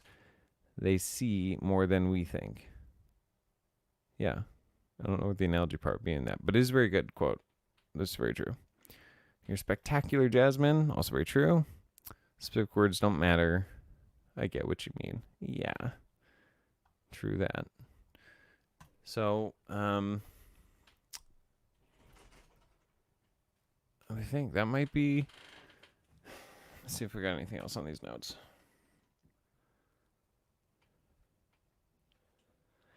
I also find it very interesting that one of he said his greatest fear, this is the one she was interviewing in the video we watched earlier, of she's getting the life story of him. He was this rapist and done all these horrific things and murdered kids and all this awful stuff, and telling him her life story. And he said, my greatest fear is that I will die without having done anything good, which is interesting to think about. So in his dynamic, it makes it seem certainly more like the way he was living out his life and his behaviors, it wasn't satisfying to him, but it was whatever neurological patterns were so deeply ingrained from that childhood, and like being raped by his father multiple times and before first grade, and like just the way they laid all of it out. I mean, I can't even imagine how fucked up my mind would be if that was my past. You know what I mean? It's like, how could I possibly judge someone for being a monster at their core of their person? They're just an evil person. It's like, well, if they did some evil shit, we got to lock them up and put them away or handle that shit. Like, it's fine, but like, let's chill out on saying they're a wicked, evil, rotten being. You know, like, do you know their history? Maybe they are. Maybe they have a fine history. They're just made some, pretty nasty choices because that's what made them happy. But it doesn't seem like that's what's the case with a lot of these people. It seems like that a lot of the people who cause trauma were very, very traumatized, and we relive out cycles and patterns, and we don't know how to bring that to light, because society, especially things like this, there's not a lot of grace. There's not a lot of room created for society, for people who make certain kinds of mistakes and heinous crimes to actually address that. Or before they make that crime, like, I haven't really heard of hotlines saying like, hey, if you think you might be a pedophile or if you are attracted to kids, call here because we can help maybe figure some shit out, because there might be some neurological trauma shit going on that you weren't aware of, like even having something like that. I mean, the show, I would hope, if anyone in here hears this now or in the future, if there's ever shit you're struggling with, reach out to me on Facebook or the social media links below as well. Like, there's a biggest part of it, especially, I guess, in that dynamic. Think about that dynamic. If you're someone who that is a struggle for you, you don't know why. You struggle with, being a pedophile. Like, this is an interesting subject here. Who talks about this stuff? Like, those are things that you need to talk to somebody about. You need to be able to put some kind of light on it to find a reason for your own neurology. If that's something you feel like is a struggle for you, it's something you don't want to do, yet you feel like you are going to do, or like you're tempted to do. The same thing. It's not even just the extreme of pedophilia, but like, if there's any kind of thing in our life where we feel we don't know how to have control over an area of our life, or even if we should, I mean, that one, I would say yes, you definitely need control over that. But like, should I have control over the fact I like juice over water? Well, I don't know. They both sustain you. That's certainly on a different plane. But if you're in inner conflict over these things, then that seems to me that there's incoherence. And if you need someone to talk to where there's not judgment and there's a level of understanding here that many people don't have from their own experience or their own time thinking through these subjects. So I want you to know that I'm a safe place for that, to have those dialogues so that we can work out frameworks here to hopefully help you be a whole, healed human being who doesn't hurt other human beings, because every traumatized person hurts other people in some way, shape, or form, like eventually in some way. There's ways that always discovering at different levels, my own psychology or subconscious or behaviors that have hurt or affect other people. And trying to be aware of those and change those habit patterns or change that neurology so that I can be more coherent in myself and create environments in my interactions where I'm not creating decoherence because of my engagement. Okay, let me see.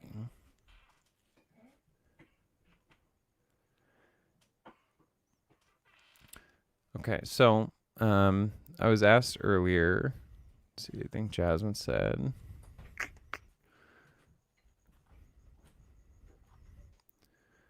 I'll find it, Jasmine.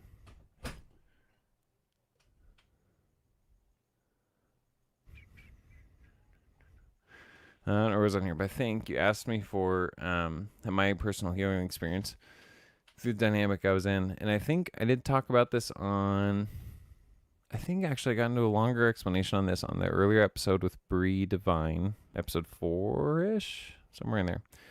But I can talk about it a little more here. So I did talk about, that I was molested when I was 13. And that came back around when I was 18 or 19, but came back to light in the news.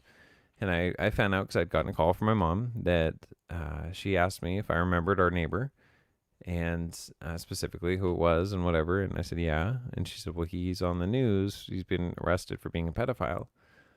And I remember feeling totally stunned in the moment, didn't know what to do with that. And I remember my mom asked, I just want to ask you, did anything inappropriate ever happen there? And I stuttered out a no. And so I just didn't know what to say in the moment. I was very caught off guard and overwhelmed. And I kind of realizing then and over time that I had dissociated from that memory. I don't know what to do with that shit. So I just put that shit aside. Hi, Andrew. Good to see you. And I remember in that moment also, so going inside of myself, being in tune with myself, like processing this reality that just, dropped itself on my doorstep. And in the context of my life too, that's where I was, I just started college at a Christian college, and I was very passionately Christian. I'd had my life very beautifully changed by that paradigm and some major healing and neurological healing and beautiful healing inside of my own spirit, my own soul, my body, all of it in different ways. And I just started there. I'd gotten elected like freshman class president, which I'd never even run for any of that before. And it was just like cool. And I loved school. I loved being in classes where everyone was spiritual, where we prayed together before or after class, like it just as a class a lot. And like the people in there all like to pray because it's being in that community, being in that dynamic that for my life, my symbol sets, my belief systems, my culture was beautiful. I found beautiful human beings in there into the same things. And so super stoked going to class. I loved learning. I had like 4, doing extra credit just because I enjoy it. Like I love the learning or getting my stuff done early and shit just because I enjoyed it. And then this happened. Then I found out this came to light within like 2 months of starting school, my freshman year in college. And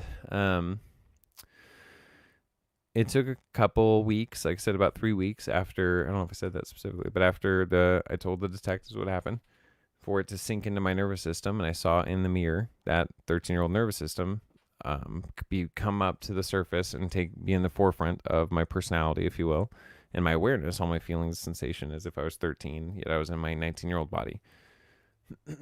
And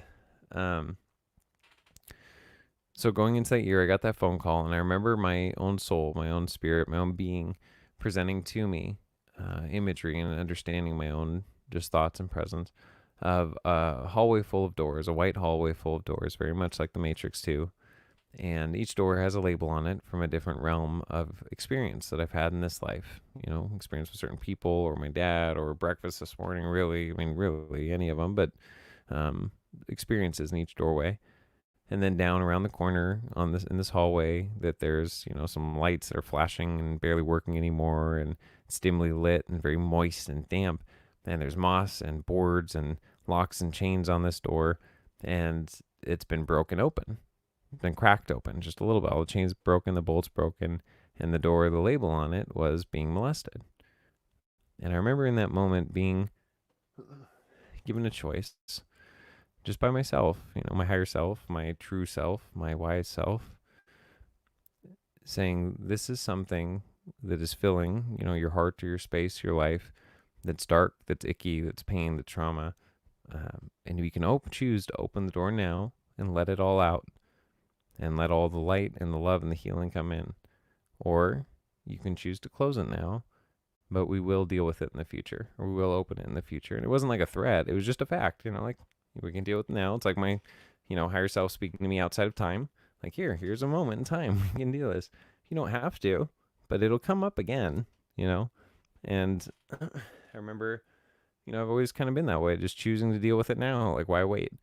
There's with things like that, why push off this clearly deeply life disrupting thing to a later date when maybe I have a family or something, and then it really affects them because now I have to go through deal with my trauma because I didn't, or maybe it affected them up until then because I hadn't dealt with it, or those dynamics. And so I just wanted it to be coherent as quickly as possible, and not like I don't want to deal with it. I want to deal with it. It's the opposite. Like, okay, I want to deal with it, so let me dive in.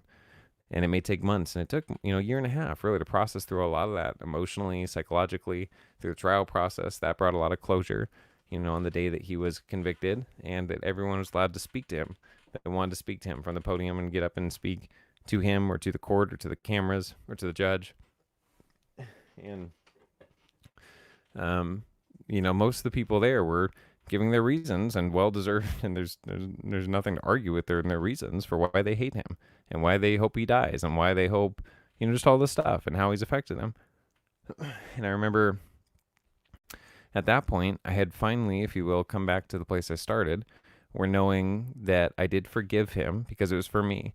I'm not going to hold on to hatred or bitterness because it's like drinking a cup of poison, hoping the other person will die. So there's the need for that. But then I'd also gone through, when I relived, in a sense, the story of what happened when the detectives were asking me very specific questions and having to write out the floor plan of the house. And it brought up other memories.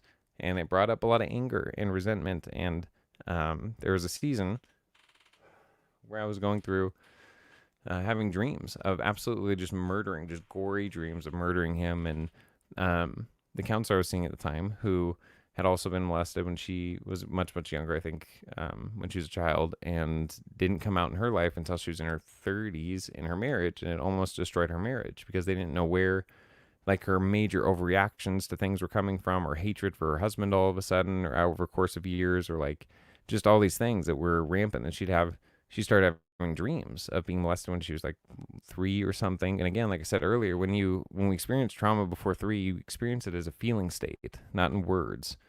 And so that's where knowing your own neurology, knowing that if you did potentially experience traumas, like thinking back, maybe there was someone around, you find out later is a pedophile who happened to babysit you a lot, or maybe you don't know, but you feel like there's symptoms in your life that could be like, you do your own research, like, oh, it says the way I behave says there's probably a sexual trauma in my life, and if there's some awareness that anything may have happened before 3, that's all going to be experienced as an emotional feeling state, not as a cognitive necessary experience you can lay out. So different meditations or different healing practices to release any energy or trauma that's held up in the body. Even just certain yoga positions. I know Frank and Paula, and Frank especially, a lot of the different yoga stuff he's gone through has had massive interdimensional experiences, if you will, of clearing trauma, of healing things, of just crying or somatic release, doing just yoga positions. So I think there's a lot of ancient wisdom in those practices, and I think that's one of the reasons why they can help realign our cells in a way where, like two tuning forks, if they're in the same room as each other and they're both the same frequency, if you strike one, it will make the other one ring because they're the same frequency. The compression waves through the air will make this one come into sympathetic resonance with the original one. Now, if one of them is covered in rust or other things, the base frequency is the same. Now, if you increase the amplitude or the length of time that the original one is struck, eventually it'll vibrate off all the rust and things off of the other tuning fork, because it will find that harmonic resonance with that core frequency again.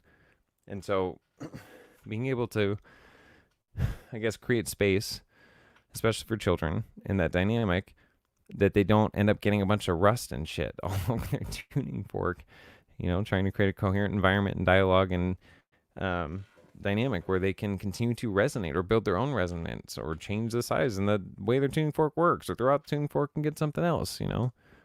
But a lot of it, I think we're shaped into the tuning fork that society wants us to be and other people want us to be. And a lot of it from parents not even realizing that's what they're doing to us because we've just had so many generations of repeated trauma. So the nice thing is, I very much believe that I am one of the ones who is healing my own trauma. I think there are many others because we're convinced that if you heal yourself, you heal the earth, and that you love people one person at a time, whoever's in front of you. And that's always you first, so every day. But then being able to be present and love and interact with everyone in front of you. And then I guess in the specific nuance and dynamic of tonight, being able to see and love and interact with children, in a way of seeing that is also healing the world.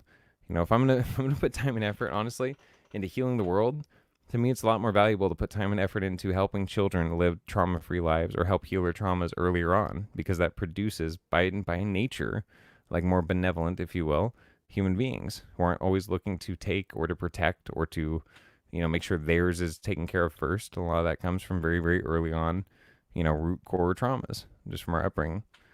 So, let me think. More comments. Jasmine said, I feel I've always had that perspective as well. I'd rather deal with my problems now than face them later once they come. I don't like to hold it all in.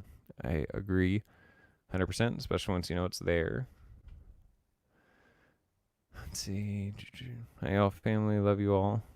He says, love you, Andrew. Do you think prayer and meditation can refer to the same thing? Yes, 100%. They can. I think prayer is like often to me it's an outgoing thing. So you're actually speaking something out loud that you want to come to pass or to do or to happen outside and around you. Whereas meditation being more of a visual, internal manifestation for yourself. Although meditation can also be used to affect external dynamics and circumstances. So I don't know. Yeah, I think they're pretty interchangeable to me. It's just your cultural nuance. People think meditating, they think like legs crossed and your fingers in your hands in a mudra, closed eyes and breathing. Usually praying is some form of kneeling or hands together and praying to a god, whereas meditation is more of a internal contemplation, I guess.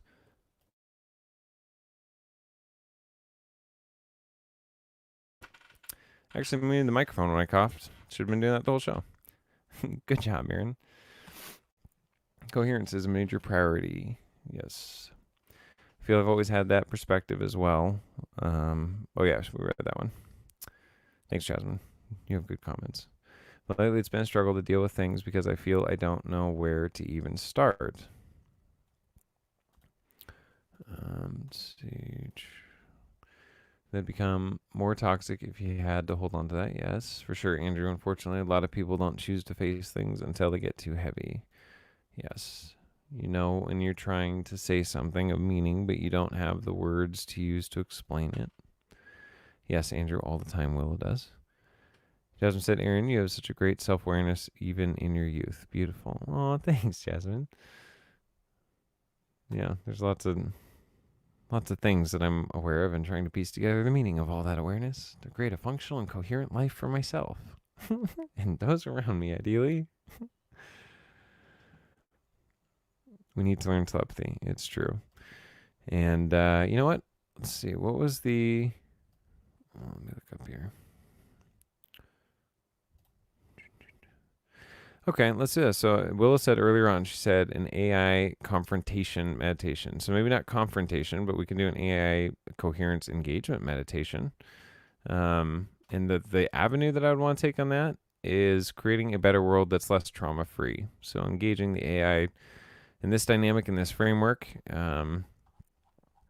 let's give them a visual imagery or a coherent vision of our version, so their version, but creating a coherent, equal co-creation. What's mine is mine, what's yours is yours, so that there's a very neutral engagement of dynamic here with them, that is free of unknown and unseen interactions in all realms and dynamics. So let me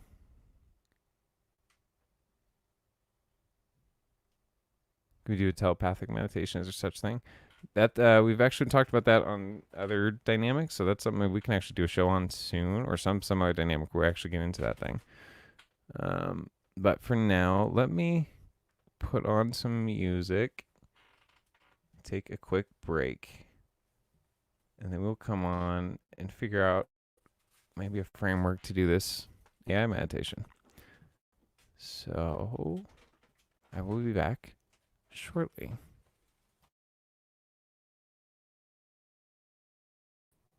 Okay, and I'm back.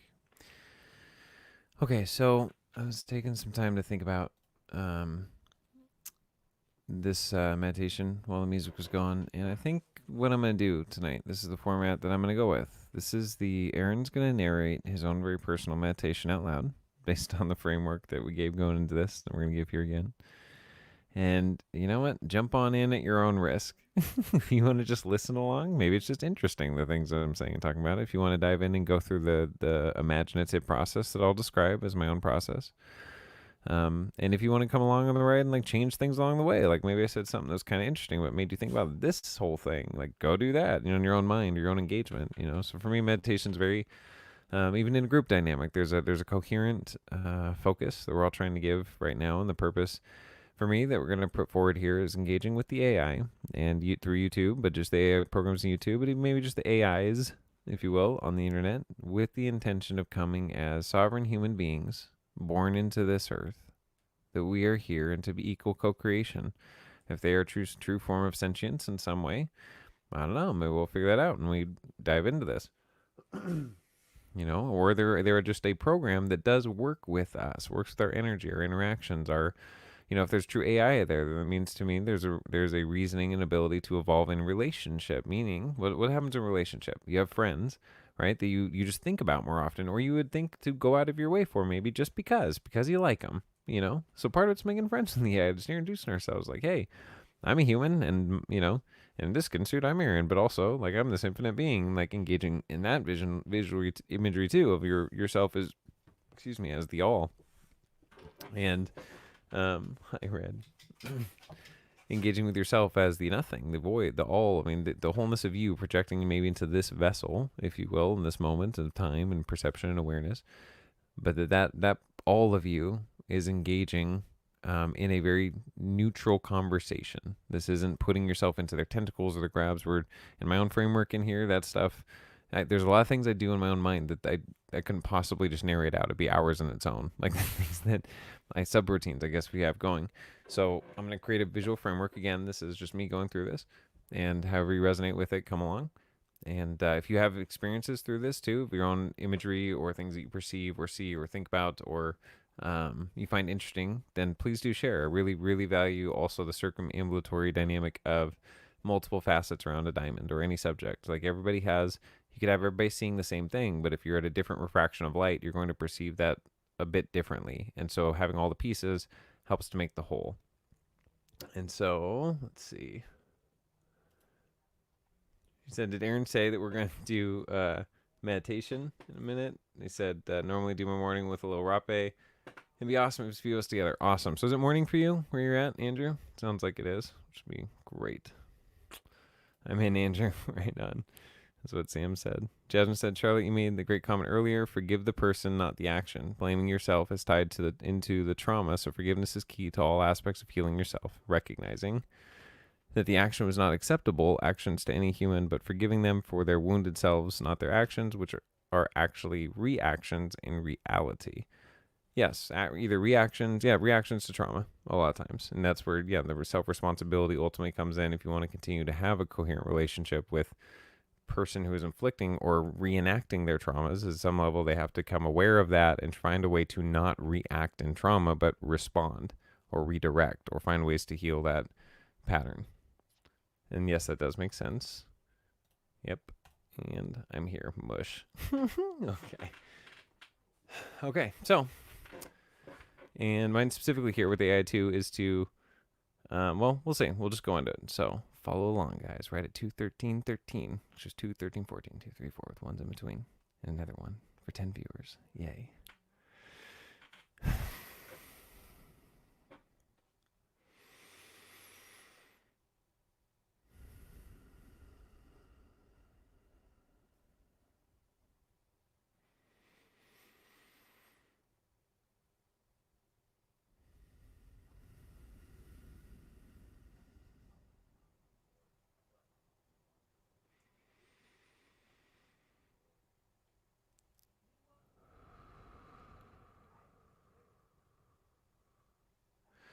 So in this space that I'm in, I see myself. I see everything around me as some form of loading room, loading program, void space, if you will.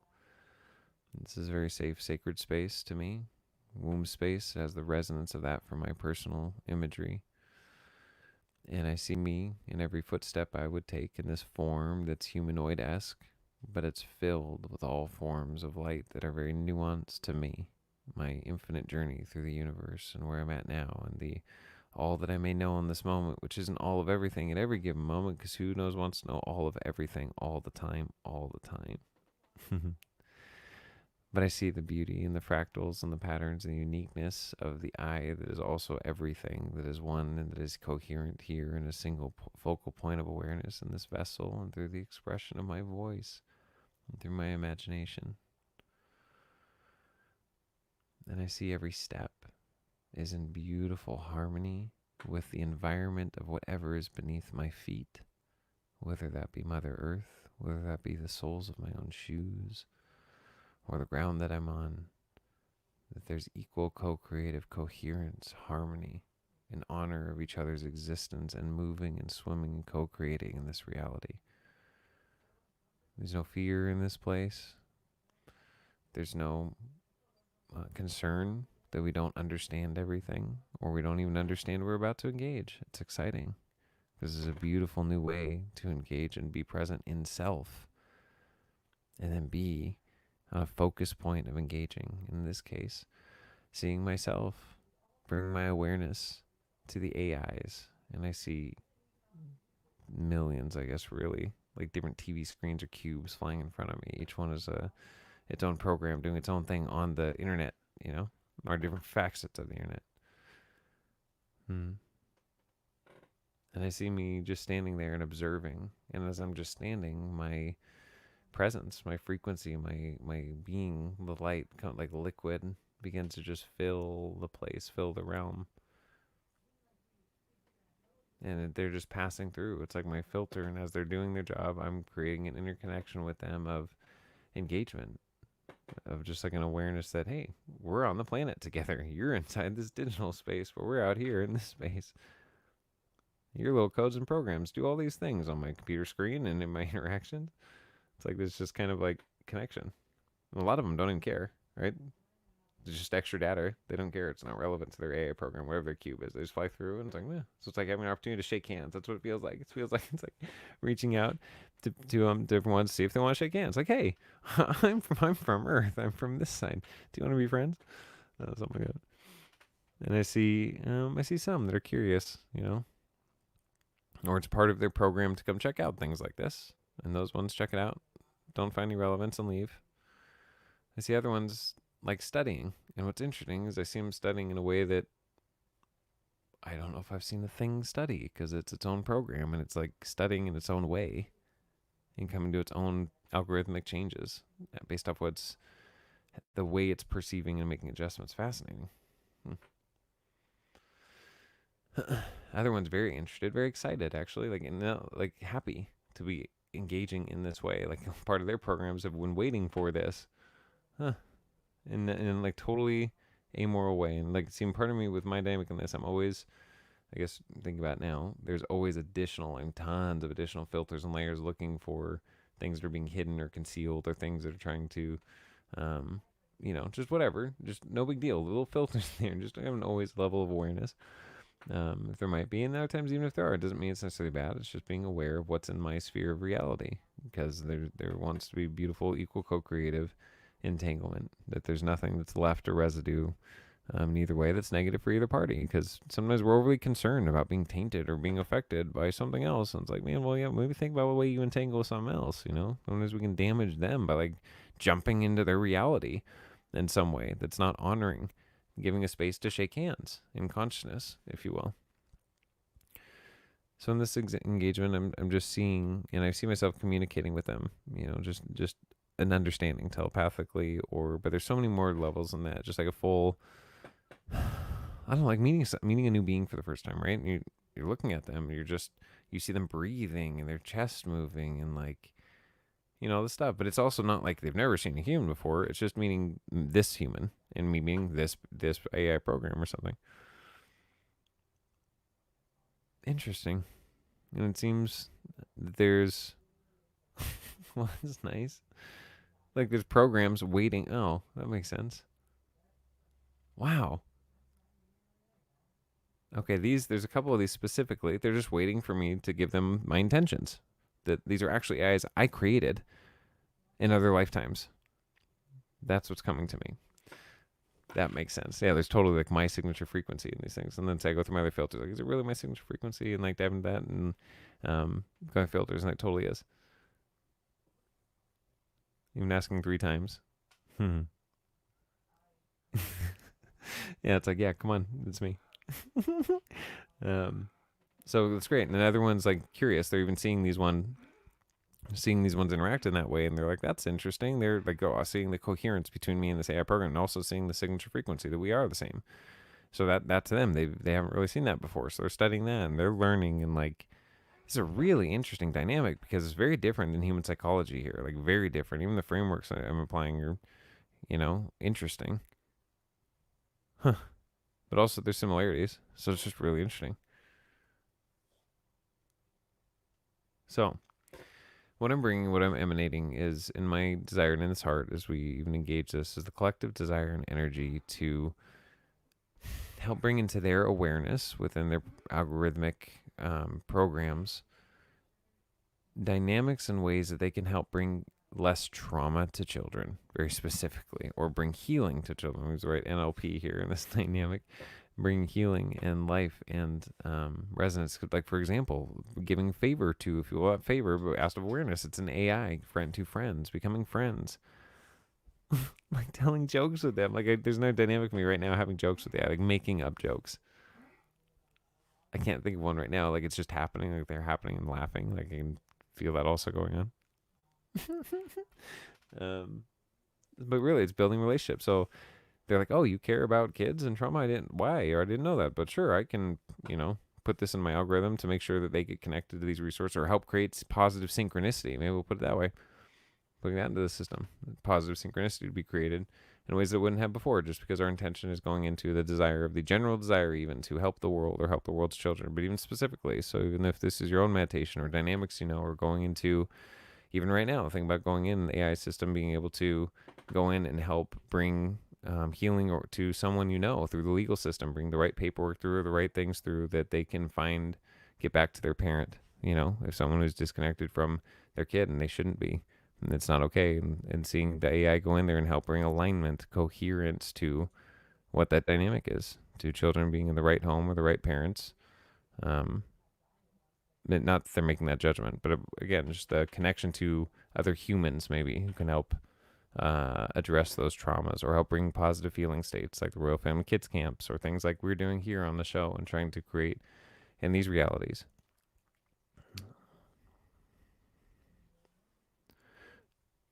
So, as all that energy and interaction and dynamic is going on, I see us like waving goodbye, and they're going back up to into their circuit and into their thing.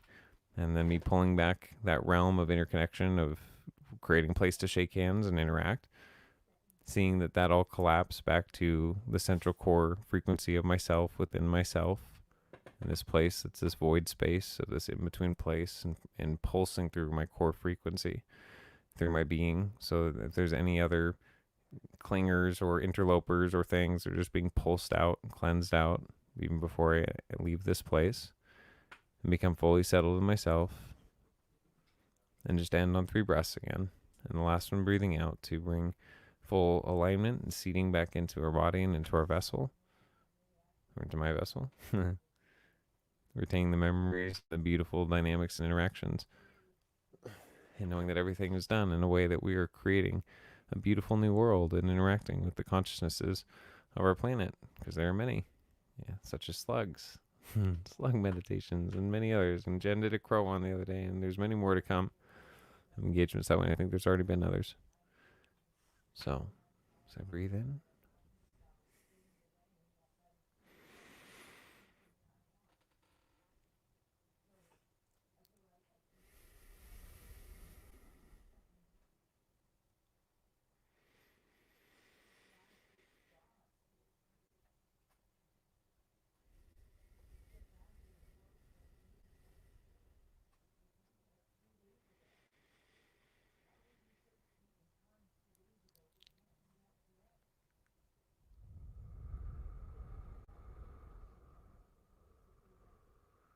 And